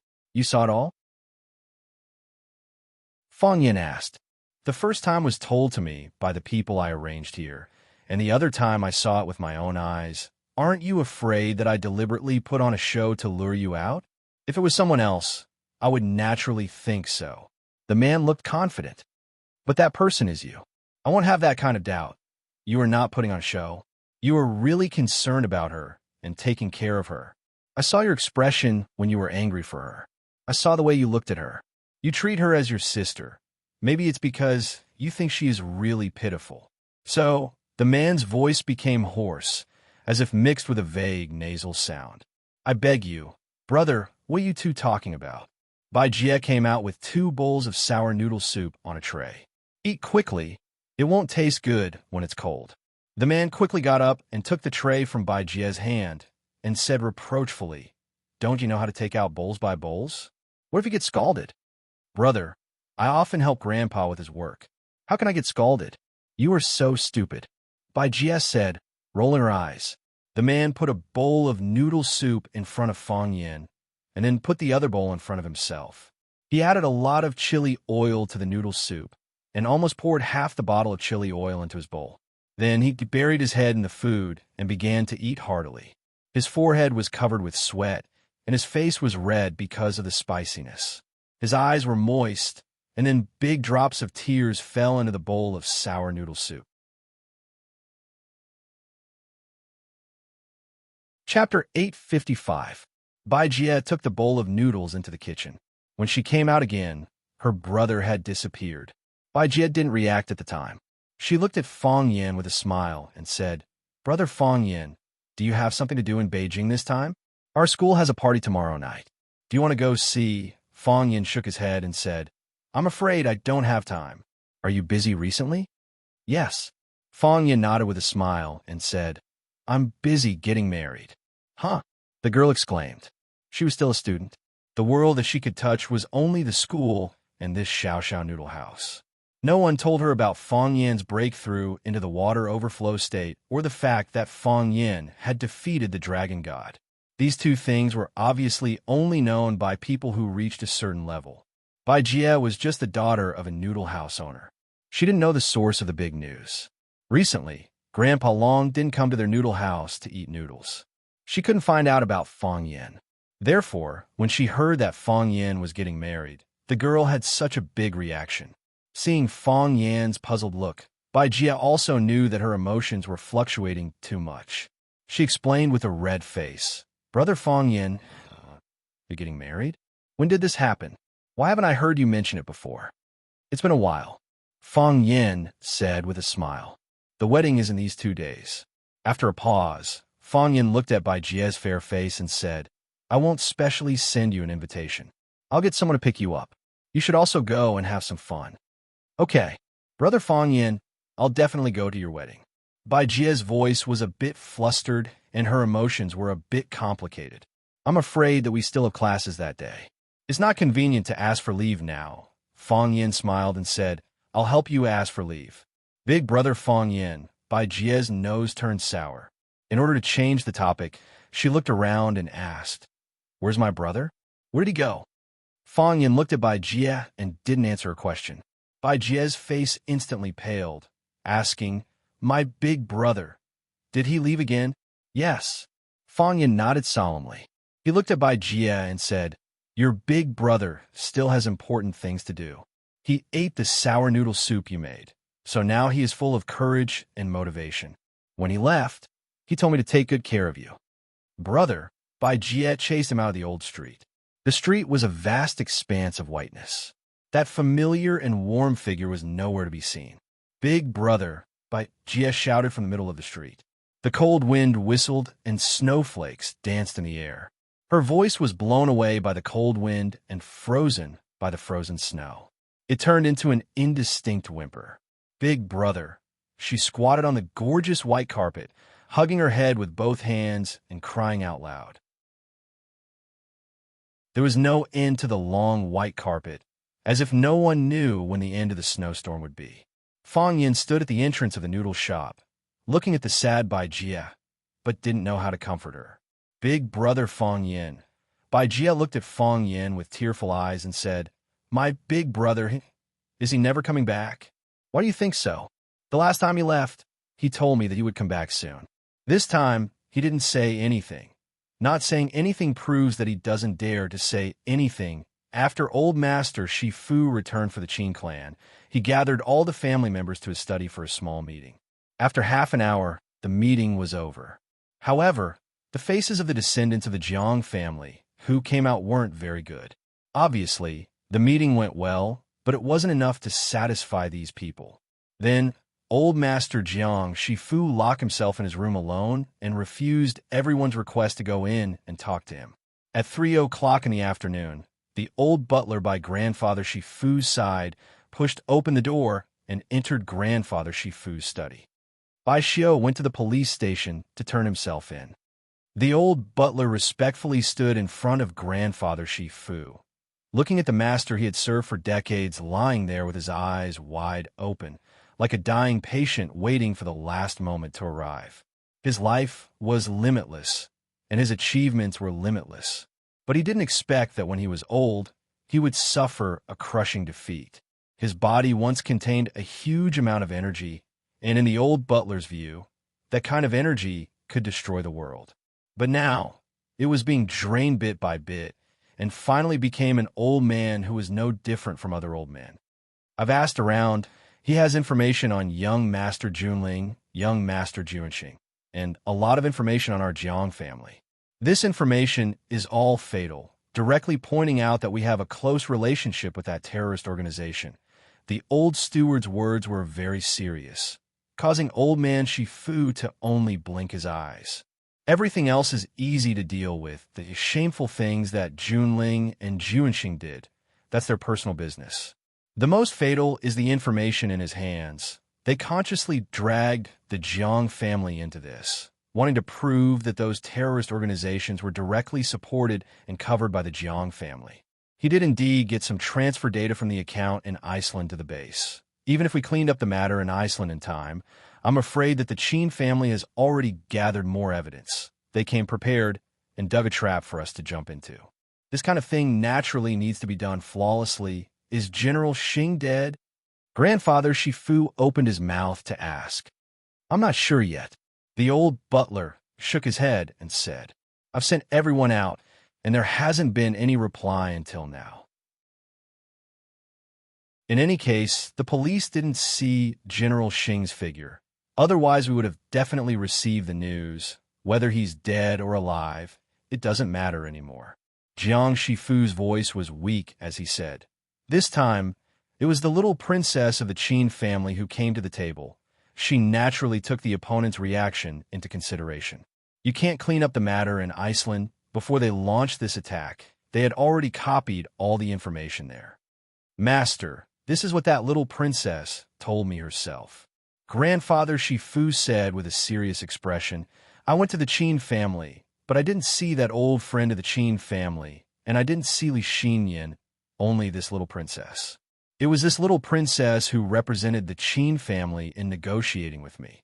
The Qin family is obviously willing to accept the results of our negotiations. She's smart, but she's still a girl, so when she plays cards, she likes to hide her cards and won't bet all her chips at once. This time they made such a big scene and didn't hesitate to instigate by show to defect. Isn't it to defeat our Jiang family? If we don't lower our heads this time, General Xing will never show himself. A person who won't show himself, how many things can he do while hiding behind the scenes? If that's the case, our Jiang family will never have a day of peace. Master, then now we wait. Grandfather Shifu knew what this old partner of his was going to ask. Just wait. Our chance of survival isn't here. The Jiang family no longer has the ability to save ourselves. Jiang Junling can't, the general can't, and those people outside can't either. Our chance of survival is outside, and it's on its way here. Master, why did we lose? Jiang Shifu suddenly asked. Master, the old butler looked at his master in surprise, not understanding why he would suddenly ask such a question. Why did we lose? Jiang Shifu asked again. I've been thinking about it since last night, all the way until now. How do we lose? At 5 in the afternoon, the tigress came back from outside, covered in snow. Jiang Shangxin also came back with the tigress. This girl who had run away from the Jiang family walked into the Jiang family's ancestral home once again. As for the things that had happened in between, neither party was willing to talk about it easily. Along the way, Jiang Shangxin greeted every member of the Jiang family that she met. Her uncles, aunts, brothers, and sisters were all very affectionate. However, the way they looked at her was strange, and there was an unconcealable sharpness in their eyes. They are still not satisfied, Jiang Shangxin thought in her heart. Miss Shangxin, Master is still waiting for you in the study. The tigress reminded her softly. Jiang Shangxin nodded and smiled. Then let's go in and see Grandpa first. I haven't been back for a long time, and I really miss him. After waving goodbye to Shangxin and the rest, she sauntered into old Master Jiang Shifu's study room in her high heels. When the tigress pushed the door open and entered, Jiang Shifu was resting with his eyes closed. She knocked on the door gently and said softly, Master, Miss Shangxin is back. The moment Jiang Shifu opened his eyes, he was momentarily stunned. Then he finally reacted. He rubbed his face and wanted to get up from the sofa, but his body fell back down weakly. He was a little flustered, like a person about to drown, unable to grab hold of anything that he could borrow strength from. He was simply too weak and exhausted. Grandpa! Jiang Shangxin hurried over, grabbed the old man's hand, and helped him up from the sofa. Shangxin is back. There was a mouthful of phlegm in the old man's mouth, and when he spoke, it made a loud noise. Grandpa, I am back, Jiang Shangxin said with reddened eyes. I came back to see you. Shangxin, the Jiang family is finished. Grandfather Shifu looked at Jiang Shangxin and said, The Jiang family is finished. You have to save the Jiang family. Grandpa, I am afraid that I can't save them. Jiang Shangxin said with tears flowing down her face. So many people can't save them. I am afraid that I can't save them either. Jiang Shifu smiled and shook his head. He held Jiang Shangxin's hand tightly and said, No one can save the Jiang family. Only you can. Chapter 856. The cold wind howled, and snow flew everywhere. The courtyard of the old house had long been filled with a thick layer of snow. If it was in the past, everyone would have already shoveled the snow to one side to prevent the flowers and vegetables planted by Old Master Shifu from freezing. However, the house was full of people today, but no one thought of this. Some were drinking tea, and some were smoking at the door. The atmosphere in the courtyard was very intimate, but everyone still felt that their bodies were bone-chilling. They had held a small meeting, or rather, they had listened to someone hold a small meeting. No one had a chance to speak, and the only one who could give orders was the old master. The outcome was very unsatisfactory. He actually had to make such a stupid decision. If he did as he said, what would happen to them? Would the Jiang family still be the Jiang family? The Jiang family is going to fall apart. This was what every descendant of the Jiang family thought in their hearts. They looked at each other and shook their heads. They knew the old master's character too well. Once he had decided on something, it would be very difficult to change his mind. It had to be said that Qin Etienne, the new player, had a pretty good playing style. She was aggressive, and it was impossible to defend against. Most importantly, she didn't care about the minor details. She did her best to hurt her opponent and preserve her own strength. After a series of attacks, the Jiang family was indeed under a lot of pressure, especially after hearing about the things that Bai Xiu had in his hands. The last bit of hope in the old master's heart disappeared. Shangxin, I know that the Jiang family owes you, and so do I. Old Master Jiang Shifu held Jiang Shangxin's hand tightly and said, but, no matter what, you are still a member of the Jiang family. The blood of the Jiang family flows in your bones, the same blood that flows in mine. Grandpa, I want to help you. I want to save the Jiang family. Jiang Shangxin's face was full of tears as she said, tell me, how can I save the Jiang family? Old Master Jiang was full of smiles and said, I knew that you wouldn't abandon the Jiang family. He let go of Jiang Shangxin's hand, walked to the desk, opened a drawer, and took out a folder. He handed it to Jiang Shangxin and said, take a look. If there are no other comments, sign at the back. Jiang Shangxin opened the folder and took out the information inside. Grandpa, Jiang Shangxin exclaimed, you want me to take over the Jiang family? You are right. Old Master Jiang Shifu nodded. This is the best way, and also the only way. But uncle and uncle, if they could protect the Jiang family's foundation, I wouldn't have made such a decision. Jiang Shifu said honestly, any one of them can resolve the current crisis. I don't need to make such a decision. Jiang Shangxin family, Jiang Shangxin. Jiang family. Jiang of Jiang. Jiang family Jiang of Jiang. I, Jiang of Jiang. I understand a relationship between you and Fang Yin, and I also understand the feelings between the two of you. I'm not asking you to betray him, because the cost of doing so is too great. The Jiang family has already proven the strength of their opponent. I just want you to maintain your independence. You have to protect the foundation of the general family, which is to protect your own career. In that case, you will have a greater say in Fang Yin. Most women like to rely on men, but there are some women who can be on par with men or even above all men in the world. For example, Qin Etienne and you. Grandpa, if you agree, you can sign it. Old man Jiang Shifu waved his hand, looking incomparably tired, and said, I still have to tell those good-for-nothings, so that they don't act recklessly and cause trouble everywhere. Jiang Shangxin thought for a moment and signed his name on the back of the document. Let them in, Jiang Shifu said. Jiang Shangxin left, and the group of people from the Jiang family entered. The people of the Jiang family came in, and the people of the Jiang family left. From then on, no one was able to enter Jiang Shifu's study. Old man Jiang Shifu sent word that he wanted to have a good rest, and no one was allowed to disturb him.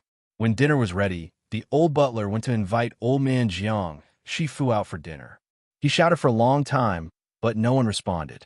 When he went in, he saw his entire body lying on the floor beside the sofa. His body was bent and twisted, looking like a steamed prawn. He choked to death on the phlegm in his throat. When someone returned, he would walk on the path of glory. When someone went far away, there would be no more news. Bai Xiu went to the police station to turn himself in. If there were no accidents, it would be difficult for him to come out for the rest of his life. Furthermore, based on the things he confessed, he might soon be subjected to the cruelest punishment. Perhaps, to him, that kind of punishment was also a form of release. Bai Xiu used his own death to nail the Jiang family to the pillar of shame for colluding with a terrorist organization. The more serious the crime that Bai Xiu admitted to, the more miserable the fate of the Jiang family would be. Qin Etienne would not give him any chance to regret or betray. All he could do was to continue acting according to the script that Qin Etienne gave him. He was a pawn, a dead soldier. His fate was miserable, and he deserved it. Everyone had their own unique fate. Sometimes, Just a blink of an eye could change one's entire life. Fang Yin went to the Qin family's old residence to visit Qin Etian, but the one who came out to receive him was Li Xinyan. This gorgeous and noble woman, who made people feel respect, was not very enthusiastic towards Fang Yin. In fact, she was even colder than the last time they met. Li Xinyan liked to drink coffee. She liked the rich aroma. Gently stirring the liquid in the cup, she looked at Fang Yin sitting across from her and said, "Did you come to say thank you? I am indeed very grateful to the Qin family. If it wasn't for the Qin family's help this time, I don't think things would have been resolved so quickly, and there wouldn't have been such a satisfactory solution." Li Xinyan interrupted Fang Yan's words and said, "You're mistaken. The person who helped you was Qin Etian, not the Qin family. The Qin family did not intend to help you without any bottom line, because this is not the most advantageous choice for the Qin family." "I understand," Fang Yin said with a sincere expression. "You represent the Qin family, so when I see you, I have to thank the Qin family. When I see Etian, I will personally thank her." Fang Yin, Li Xinyan's beautiful eyes thoughtfully looked at Fang Yin and said, "You have achieved success at such a young age. At such a young age, you already have such a high level of cultivation. Soon, you will marry a beautiful wife and become a celestial couple. On the wedding night, during the imperial examination, you have achieved both, right?" Fang Yin was silent. He didn't know how to continue this topic. Li Xinyan sighed softly and said, "Seeing Fang Yin will ruin your entire life. Since you chose to give up in the end, why bother continuing?" Fang Yin opened his mouth, but still couldn't say anything. He stood up, bowed deeply to Li Xinyan, then turned around and walked outside. Li Xinyan looked at his back and thought for a long time, then ordered the servant next to him, "Invite the young lady over for coffee." The servant left, then quickly ran back and said, "Madam, the young lady has gone out." Li Xinyan frowned and said, "It can't be cut, and it's messy." When Fang Yan's car was about to enter the city, it was stopped. Seeing the extended version of the Rolls-Royce luxury car, Fang Yan's depressed mood immediately became better. The roof of the car was already covered in a layer of snow. It seems like this car has been waiting in the snow for a long time. The back door of the car was opened by Muing. A girl wearing a red down jacket, a red wool hat, and a thick towel around her neck stepped out of the car. She stood in the snow, looking even whiter and brighter than the thousands of miles of snow. She waved at Fang Yin and said, "Mr. Fang, let's go see the snow." Fang Yin opened the car door and walked toward Qin Etian. "Why are you here?" Fang Yin asked aloud. "Waiting for you." The girl answered matter-of-factly. "I just wanted the Qin family's old house. I wanted to say thank you in person." Qin Etian picked up a snowball from the ground and threw it at Fang Yin. She giggled and shouted, "Come, let's have a snowball fight. You have to be careful. I'm very powerful." Fang Yin was stunned for a moment. Then he bent down and grabbed a handful of snow from the ground and threw it at Qin Etian, who was running away. One was running in front, and the other was chasing behind. They were laughing, and snowballs were flying everywhere. It was as if they had no worries. Muing stood next to the motorcade, watching the scene in front of him with a worried face. In this world, there was actually someone who could refuse the young lady of the Qin family. What was wrong with this world? The sky was getting dark, and Fang Yin was finally going back to Swallow Dock. Qin Etian stood next to Fang Yan's car, her gem-like eyes staring at Fang Yin without blinking. She said, "Mr. Fang, I may not be able to attend your wedding, but I've already sent someone to send a gift." Etian, Fang Yan's heart tightened. This feeling made him feel like he was about to suffocate. Although he was already a water overflow state master, his cultivation couldn't make his heart feel at ease at this moment. The girl's delicate and flawless face looked at Fang Yin. Her lips moved, and she said in a barely audible voice, "You must be happy."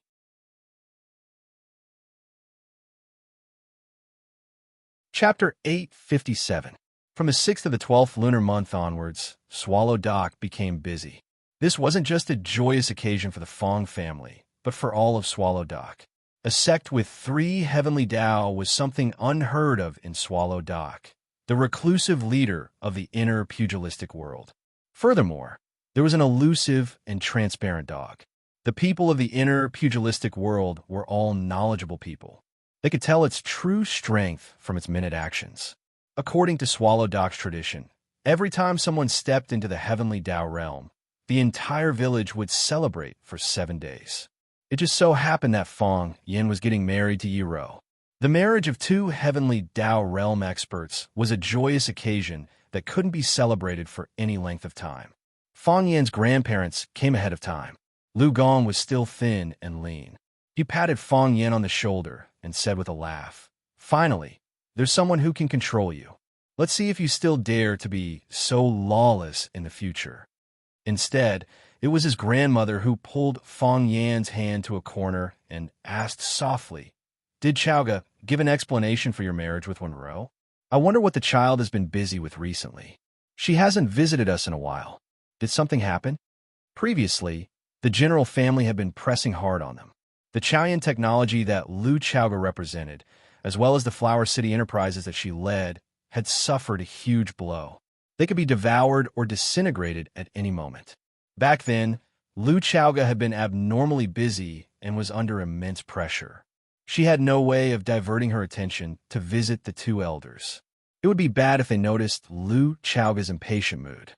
Fong Yin patted his grandmother's hand and said with a smile, "I spoke to her on the phone and invited her to attend my wedding. She said that she's been too busy with work recently and has too many things to handle. However, I'll be heading to Flower City soon. When the time comes, I'll bring her along to visit you." "Fong Yin, what's going on?" His grandmother looked at Fong Yin in confusion. She was confused by the complicated relationship. Fong Yin smiled awkwardly and said, "Grandmother, let me explain it to you slowly." "Okay." Grandma nodded and said, "Don't let the girl down." "I know." Fong Yin nodded seriously. Pitter-patter, the sound of firecrackers rang out again from outside. Zhou Mingli was playing with firecrackers outside with a group of kids from Swallow Dock. Fong Yan's aunt Fong Yijing ran out of her sister-in-law Lu Wan's room and shouted, "Zhou Mingli, you're being naughty again." Fong Yin turned around to stop his aunt and said with a smile, "Auntie, it's okay. Let them play. I'll chase them into the forest at the back." Fong Yijing smiled and said, "There are so many guests at home. It'll affect people's conversation." The last time Fong Yijing came back, her husband Zhou Fan and son Zhou Mingli did not get along well with Fong Yin, which made her feel terrible. No matter what, this was his home.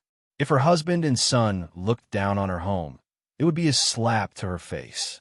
However, some things happened later on. His son, Zhou Mingli, was completely subdued by Fong Yin. His husband also realized the depth of the Fong family's foundation. It was a bit unscrupulous, but the Fong clan could prosper under Fong Yan's leadership.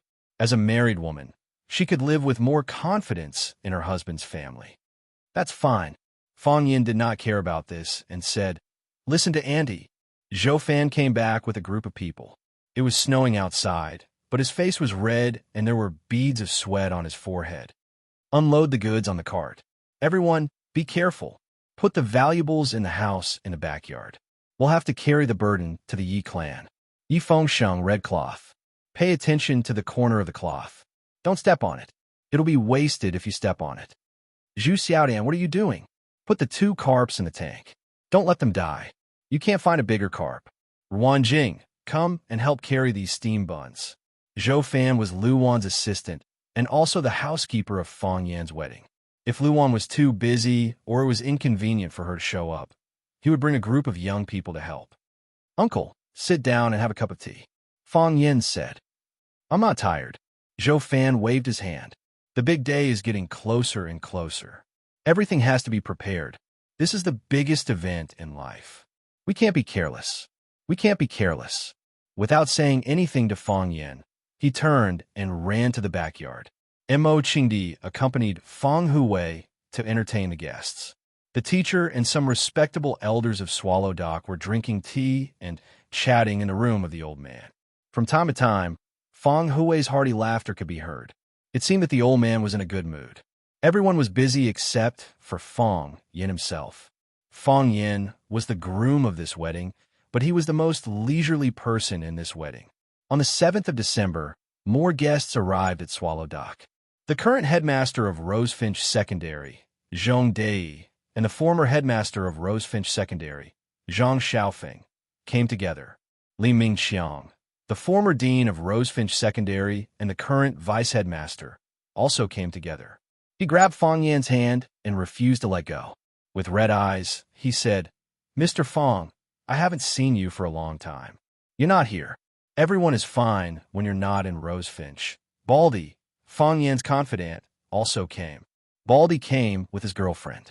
Baldy and Li Ahua from the logistics department of the school confirmed their relationship. It was said that they were ready to get married at the beginning of next year.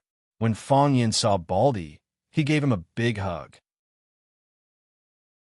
Baldy, who was wearing a suit and tie, couldn't stop shaking. He stammered that Yin Jing was too cold and he wasn't prepared.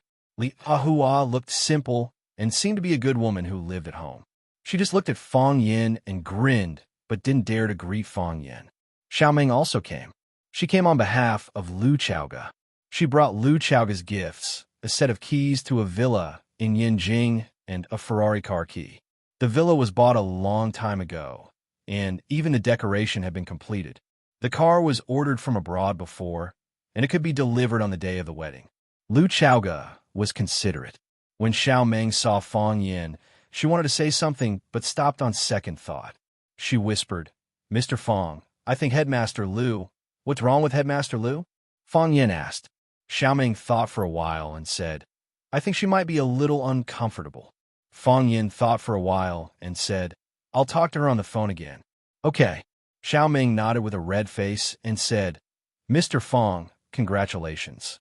I wish you a long life together and 100 years of happiness." "Xiaoming, I also wish you find your Prince Charming soon." Fong Yin patted Xiaoming's shoulder and said with a serious face. Xiaoming nodded again and again, but there was a trace of melancholy in her heart that was difficult to dispel. On the 8th day of the 12th lunar month, the sky was still dusky, but the giant beast of Swallow Dock had already woken up. Countless people woke up from all corners and then rushed to the Fong family or the Yi family. Today's wind and snow were even stronger, and it was also the day of the wedding. On the auspicious day, the man would go to the woman's house to marry the bride. Because the Fong and Yi families were adjacent, 8 sedan chairs were used for the wedding. According to the plan, they had to circle around Swallow Dock before entering the Fong family's gate. The sky was still bright, and Fong Yin had already been pulled up by his great-aunts. A group of people put on all kinds of makeup on his face and body. This was even more nervous than when he faced the dragon god. Then, a group of people blew and beat, lifted the sedan chair, returned to the carriage and horses, welcomed the sedan chair, alighted from the sedan chair, worshipped heaven and earth, performed the ceremony of marriage, and entered the bridal chamber. The whole process was tedious and festive, and Fong Yin became a puppet without consciousness. Other than giggling and being manipulated, he had no consciousness of his own. According to the previous discussion between the Fong and Yi families, the Yi family would hold a banquet to entertain the guests in the morning, and the Fong family would hold a banquet to entertain the guests in the evening. Otherwise, if the two families held it at the same time, the neighbors of Swallow Dock and the guests from outside would be too busy to know which family to go to. Fong Yin thought it made sense. If the two families held it at the same time, each family could only receive one congratulatory gift. Of course, with Fong Yan's current net worth, he didn't care about this, but it was still necessary for more people to gather together and be lively. The Yi family's daughter was getting married, and the Fong family's Fong Yin was getting married. This was a big event in the eyes of many people. Du Qing, who had just been released from prison, came. This burly man hugged Fong Yin tightly for a while, then laughed and stuffed a big gift box into his hands. The tall and beautiful Leah stood beside Du Qing with a smile on her face. The tall and skinny Fong Haohan stood beside Leah with a silly smile on his face. Compared to before, Leah's attitude towards Fong Haohan had improved a lot. In the past, she would directly chase him away, but now she only treated him as if he was invisible. Fong Ying also came back alone. The policewoman he had his eyes on had officially entered a relationship with him, but their relationship wasn't strong enough. As the spring festival was approaching, it wasn't convenient for him to bring a girl home for the festival, mainly because the girl was unwilling. Fong Yin sighed in his heart. How could the relationship between his two little martial nephews be so bumpy? Summer came, and at the same time as summer were the two young ladies, Jiang Qin and Yuan Lin. The arrival of the three of them caused a commotion in Swallow Dock. After all, there were fans in every field. Summer was originally a celebrity, and as the Arasima group became more and more popular, Jiang Qin and Yuan Lin also became more and more popular with the audience. Yuan Lin looked at Fong Yin with a face full of smiles and said, "Mr. Fong, congratulations. I didn't think I would have to say this to you so soon." Jiang Qin forced a smile. He opened his mouth as if he wanted to say something, but nothing came out. She stepped forward and hugged Fong Yin, and her eyes instantly became moist. Fong Yin gently hugged the girl's increasingly mature body and said with a smile, "I know you are very busy now. I'm very happy that you can come, no matter what. I have to come," Jiang Qin said in a low voice. Then, when no one was paying attention, she ruthlessly bit Fong Yin's neck. She was worried that leaving a lip mark would be bad for Fong Yin, so she quickly gave up such an action. Summer sighed softly and said, "It's been hard on these two girls. I don't even know if it was the right decision to bring them out back then. If they stayed by your side, would it be better?" Fong Yin looked at Summer and said with a smile, "How can there be such a thing as if in this matter?" Summer sighed softly and pulled Yuan Lin and Jiang Qin toward the women's lounge at the back. Other than Jiang Zhulu, the important figures of the other three major clans of Flower City all rushed over. The Lan clan sent Lan Mountain Valley, the Lu clan sent Lu Shu, and the Mei clan sent Meiying Xue. There were also some rich and powerful clans of Flower City who wanted to build a relationship with the three major clans or rely on their relationship with the three major clans to build a relationship with Fong Yin. From now on, Fong Yin's words would carry enormous weight in Flower City, and no one would be able to compete with him. Tangxing came. After Fong Yin left Rose Finch, Tangxing also dropped out of school and went to the open land in the northwest to train. This time, he also rushed back from afar for Fong Yin's wedding. Chiba Sun also came. She came with Du Qing and Li Ya. With Du Qing's care, she should be able to find the life she wanted in Flower City. Gong Sun Chi came. Gong Sun Chi's gift was the demon-slaying sword that Master Dragon God had worked hard to obtain. Master said that the sword is a weapon of murder and is not suitable as a wedding gift. But we don't care about trifles. This sword is called demon-slaying and has the meaning of slaying demons and devils. Master said that this sword is a good sword. This sword fell in your hands, and I hope that it will rise again in your hands. Fong Yin quickly took the sword and thanked Gong Sun Chi again and again. He said that after the wedding, he would go with Yi Ro to thank Master Dragon God. The young chief also came. He first went to the Yi clan, then to the Fong clan. After sitting down and drinking a cup of tea with Old Master Fong Huwei and Master Fong, he bid farewell to the newlyweds. He was busy every day, and it was a great honor for him to take time out to attend a wedding. All the important figures of the Yi clan had returned, especially the second and third sons of the Yi clan, who held high positions outside. The guests who came to congratulate the wedding were all high-ranking officials and celebrities, and the convoy lined up from Swallow Dock to the outer ring of Yinjing City. Jiang Shangxin had sent her trusted aide to the Jiang family, and the news of Jiang Shangxin becoming the helmsman of the Jiang family had already spread. However, because old Master Jiang Shifu had passed away, the Jiang family was also holding a funeral. According to tradition, people in mourning were not allowed to attend other people's weddings, so Jiang Shangxin explained this matter to Fong Yin in advance. Fong Yin naturally expressed his understanding. He knew that Jiang Shangxin was a smart woman, and smart women always knew what was needed.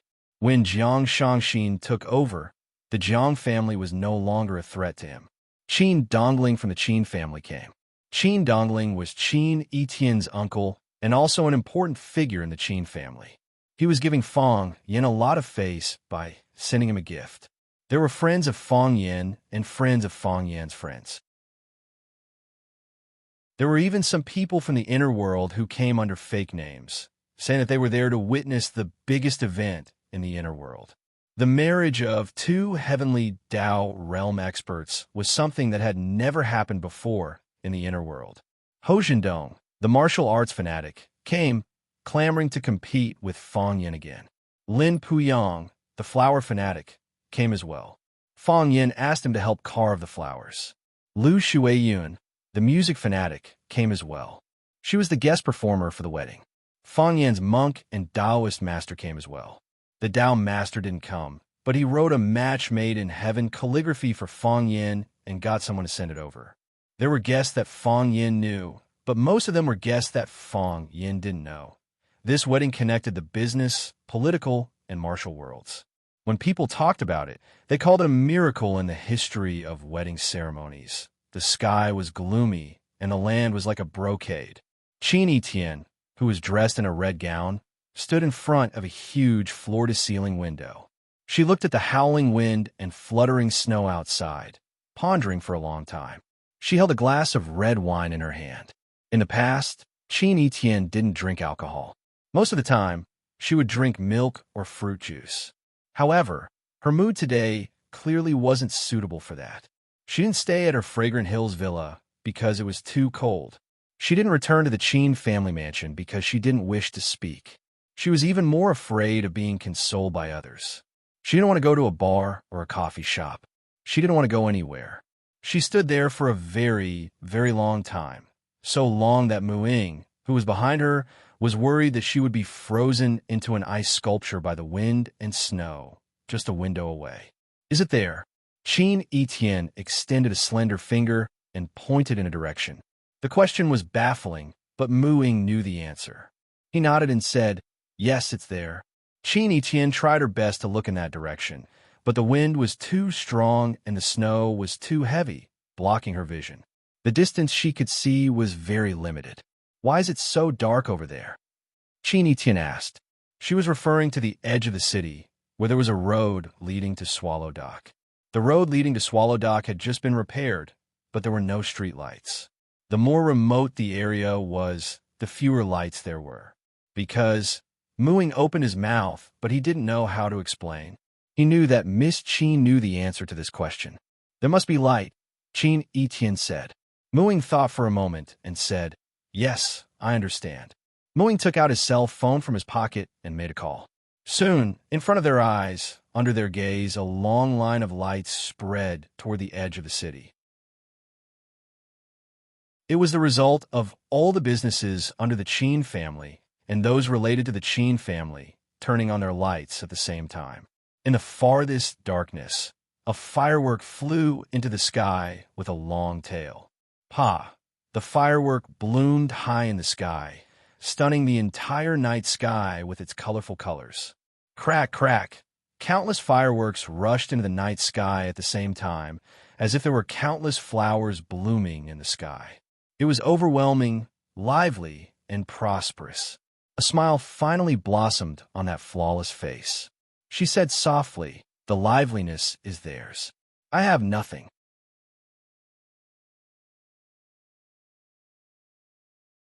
Chapter 858.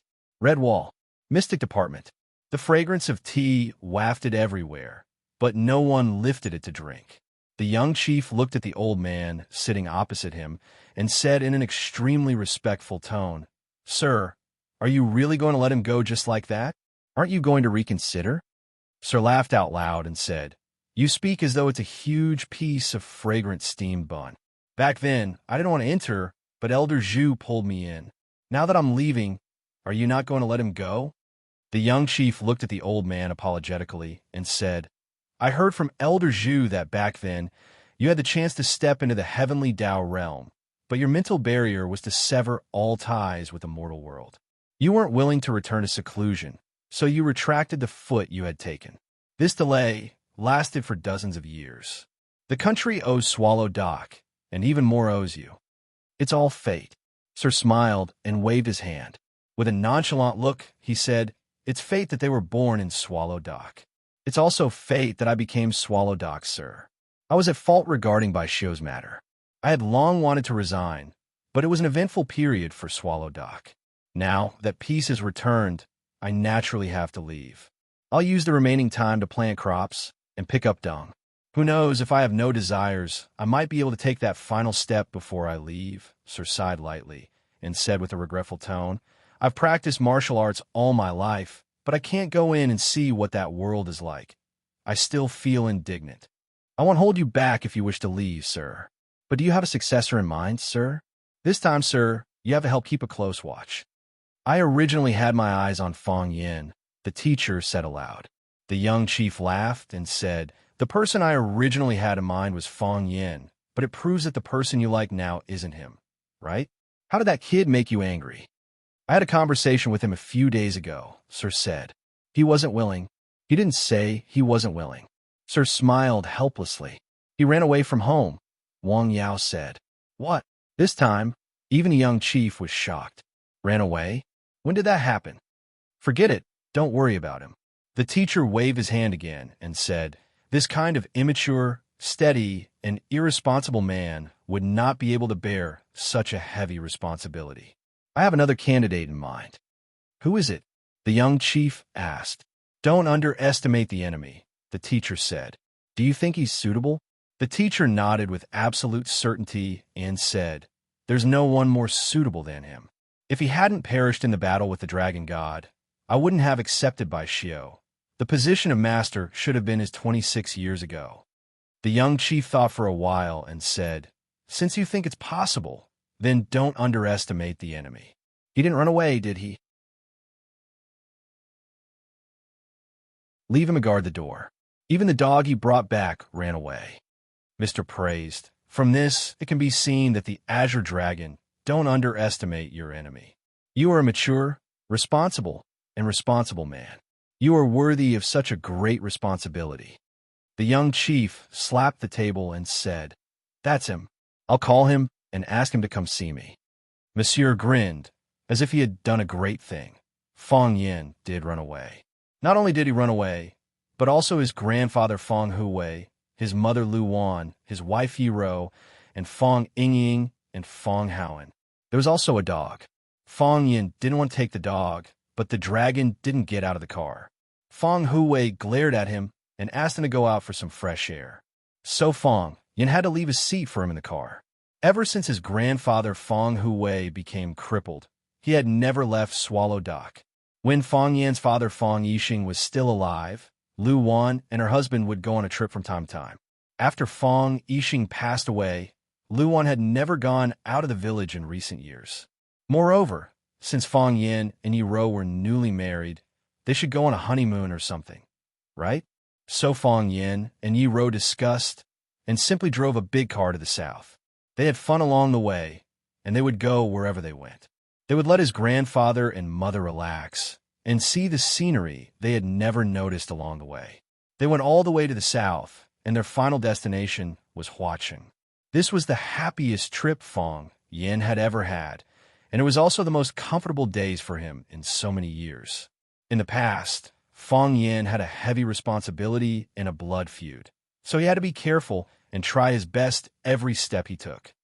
Your bitch can't hide your ugliness. You're lonely like a dog on a cold night. This was the true portrayal of Fong Yin. Fong Yin was lonely, even lonely. No one was more tired than him, but he tried hard to smile. He wanted everyone to feel that he was a happy person when they saw him. So Yi Ro liked him, Qini Tian liked him, Lu Chaoga liked him, Phoenix liked him, Jiang Qin liked him, Yi Fengsheng liked him, Li Xiaodian liked him, and many other people liked him. He was a fun person, and it was interesting to be friends with such a person. Wasn't that enough? Life was so ***ed up. So why did he have to put on a bitter face?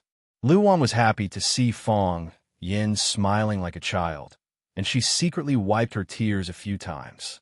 Yi Ro understood her mother-in-law's feelings and held her mother-in-law's hand tightly to comfort her every time.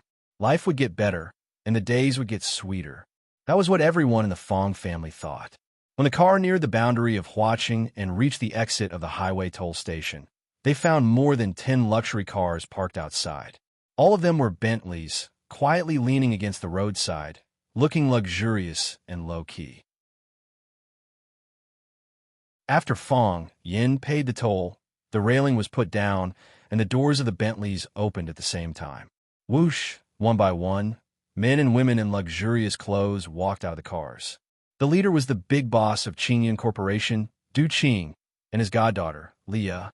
After he got out of the car, he paused for a moment. Then, Lu Shumi from Lanshan Valley signaled for this group of rich heirs to come out of the car. An unusually eye-catching woman also got out of the car at the same time. She was Jiang Shangxin, the current helmsman of the Jiang family. Fong Yin had never expected her to appear in the welcoming crowd. Following behind them were some forces that were attached to Qingyan Corporation or the few big families. They also tried to find a chance to be familiar with him.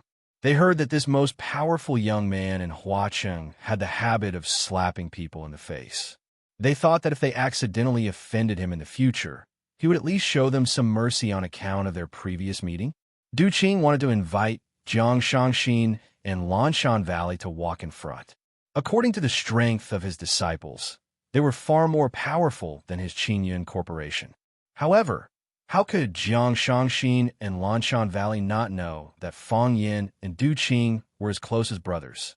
In order to save his goddaughter, Du Qing surrendered himself to the police. In the end, he gritted his teeth and did not say a single bad word about Fong Yin.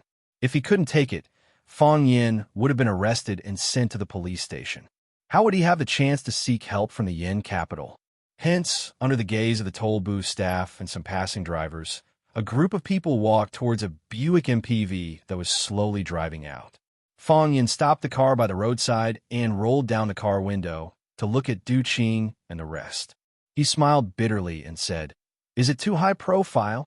We were also worried about this, so we reduced the number of people several times. In the end, those who could come were those who couldn't be reduced anymore. If we reduced them any further, we wouldn't be able to come. Moreover, they were given the same cars and didn't drive too many sports cars. It seems to be considered low-key, right? Jiang Shangxin saw the speechless look on Fong Yan's face. She smiled and said, "You and Missy are on your honeymoon, and it's the first time that Old Master and Annie Lu have returned to Huacheng in so many years. As a younger generation, we have to do our part, right?" "Exactly. If not for the fact that we didn't want to disturb your mood, we would have gone to the Yin capital to welcome you." Lanshan Valley laughed out loud. It felt so good to bet on the right treasure. Everyone is a family, and we don't have to be so distant. However, I still have to thank all of you. Fong Yin looked into everyone's eyes and said, "Besides, it feels good to be so ostentatious. It's not bad to come once in a while." Everyone laughed. Old Master Feng Huwei and Luan got out of the car to express their gratitude. Du Qing held Old Master Feng Huwei's hand and said, "Old Master Feng, we have already arranged dinner. Shall we drink with you tonight?" "No." Old Master Feng Huwei waved his hand and said, "2 glasses is not enough." Everyone laughed again. Ever since the rise of the Feng family, the depression in Old Master Feng Huwei's heart was swept away. Now, he was especially spirited and even looked younger than before. Jiang Shangxin and Li Ye's public relations target was Lu Wan, and they tried their best to show concern for her. On the contrary, Yi Ro was given the cold shoulder. Actually, it was mainly because no one dared to go near her. Yi Ro's personality was no different from before she got married. She was indifferent and had an expression that said, "I'm very cool and no one should talk to me." Fong Yin liked this about her. Not everyone could live a peaceful life like her. After accepting Du Qing's invitation, everyone went to have a welcoming dinner. After the dinner, Lan Shanggu said that he had already prepared accommodation for everyone. Yi Ro said, "There's no need for that. Fong Yin has a place in Huacheng." Luan looked at Fong Yin and asked, "You bought a house in Huacheng?" "No." Fong Yin looked awkward and said, "It's that. I used to stay with someone else. It's clean and spacious. Let's stay there tonight." Yi Ro made her decision. When Lu Chaoge received Fong Yan's call, she was also shocked by this decision. She had never panicked like this, even when she was being pressured by the Jiang family. She said anxiously. Fong Yin, are you sure you want to stay here? Or do you want me to book a hotel for you? Fong Yin smiled bitterly and said, It's better to stay at your place. There are some things I should let you know. Okay. Lu Chaoga's voice trembled slightly. When Fong Yin drove his family over, Lu Chaoga was already waiting at the door. Fong Huwei saw Lu Chaoga and said with a smile, Good girl. It's been hard on you. Lu Wan went forward and held Lu Chaoga's hand and said, Sorry to bother you. Don't mention it. Lu Chaoga was a little nervous. Just treat it as your own home. Yi Ro and Lu Chaoga looked at each other and then walked away from her without any expression. Fong Yin walked to Lu Chaoga and said, It's been hard on you. Lu Chaoga's eyes were red, but she quickly recovered and said softly, I'm actually very happy that you can come. I thought this day would never come. Fong Yin held Lu Chaoga's hand and said, Let's go in. The family sat down in the living room. The servants were busy making tea. Lu Chaoga stood in the middle and introduced the room arrangement. Mr. Fong lives on the east side of the third floor, where the air is the best. Aunt Lu lives on the west side of the third floor, where it's convenient to enjoy the moon. Miss Yi and Fong Yin live on the second floor, where Fong Yin used to live. You're pregnant. Yiro glanced at Lu Chaoga's belly as if nothing had happened and said softly. The living room fell into a dead silence. Everyone stared at Yi Ro with their eyes wide open, and then shifted their attention to Lu Xiaoga. Yi, Miss Yi, you're pregnant, Yi Ro said again. His attitude was one that would not stop until his words shocked everyone to death. It's Fong Yan's, isn't it? Lu Xiaoga's face was pale, and she couldn't even speak clearly. Yi Ro yawned and said, I'm tired. I'm going to bed. After that, she got up and went upstairs. Fong Huwei was stunned for a long time. He looked at Yi Ro's back and then at Lu Chaoga and grinned. Good kids, all good kids. I'm old and can't stay up late. Hero, help me go upstairs. I wish the red flag will fly all over the world, and I'm afraid that even the sea of fire and the mountain of knives will rush forward. I can't wait to turn the flying snow into spring water. Lu Wan looked at Lu Chaoga and asked anxiously, Chaoga, is what Wen Rose said true? It's not true. Lu Chaoga denied. Chaoga. Fong Yin looked at Lu Chaoga and said, Just say it like it is. Don't hide it. Fong Yin. Lu Chaoga's eyes turned red and big tears flowed down. She said, I don't want to. It's different from what I thought. I don't want to bring you any trouble. How about I go abroad? I'll take him abroad. We can go far away, and no one can find us. No, Lu Wan said resolutely. You're a woman, and now you're pregnant. Where do you want to go? You'll soon get pregnant. How can you take care of yourself at that time? Besides, if it's our child, we still have to bear the responsibility. Lu Wan pinched Fong Yin and said, Fong Yin, what a good thing you've done. Say something. Fong Yin looked at Lu Chaoga and said, You didn't go to Yin Jing this time. I know you're hiding something from me. When Xiaoming talked to me, she wanted to say something but stopped on second thought. I've already guessed some of it. I've talked to Wenro about our things. Today she offered to live here and pointed out the fact that you're pregnant, which shows that she wants to accept this child. You don't have to go, and no one else has to go. However, you have to put aside your work first. You can't work as hard as before. Have a good rest in the future. Lu Wan nodded repeatedly and said, Yes. Yes, have a good rest. I'll stay and take care of you. Thank you. Lu Chaoga choked with sobs and said, Thank you. Lu Wan's eyes also turned red. She held Lu Chaoga and said, Silly girl, why are you saying thank you? It's us who should thank you. Our Fong family is sorry for you. There's a charity event at 10 o'clock this morning. Mr. Buffett and Mr. Bill will also attend. There's an economic conference at 3 o'clock in the afternoon. Premier Zhang specifically invited you to attend. You have to fly to Bo-Ao at 5 o'clock in the afternoon. You have a 15-minute speech at the GCE conference at 8 o'clock. The woman in the white uniform raised her head from the magazine and said, Cancel all the activities in the afternoon. But Premier Zhang, let Mr. Lin go on my behalf. Yes, Mississippi. The secretary knew this young lady's style very well. If she said she would go no matter what. If she said she wouldn't go, she wouldn't go. Even if the premier invited her, she wouldn't go. But miss, do you have any schedule in the afternoon? The woman smiled and said, I'm going to see someone secretly. Is that person more important than the premier? Of course, the young woman said without hesitation. The car stopped on Maple Avenue. Qin Tian, in a white windbreaker, opened the door and got off. He said to Muing, you can go back. Withdraw all the people in the dark. Miss, for your safety, do you still need to worry about my safety when I'm with him? Muing thought for a moment and gestured for the secretary to stop. He then got into the Rolls-Royce and left. The leaves were yellow and withered, and the ground was covered with maple leaves.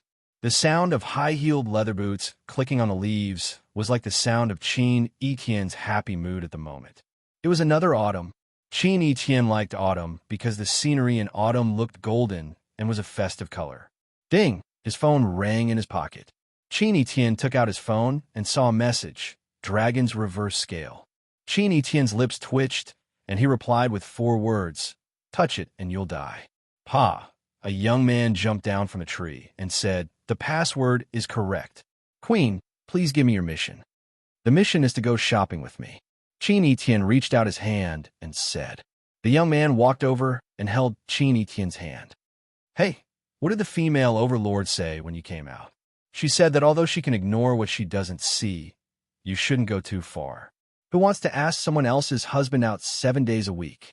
I don't care. Qin Etienne raised his head and said, she was the one who came to me and asked for a deal.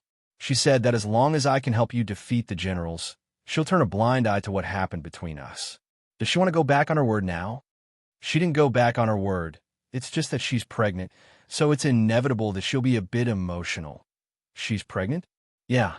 Qin Etienne took Feng Yan's hand and turned to leave. Where are we going? Why should she get pregnant before I do? I don't accept this. I want to get pregnant too, and you're tuning in to the Romance Rendezvous YouTube channel. We're so grateful for your support, and don't forget to subscribe to join us on this incredible journey through captivating stories. Your generosity through donations truly makes a world of difference, as it's the primary source of revenue that allows me to expand and enhance this channel for you. Thank you from the bottom of my heart for being a part of this adventure.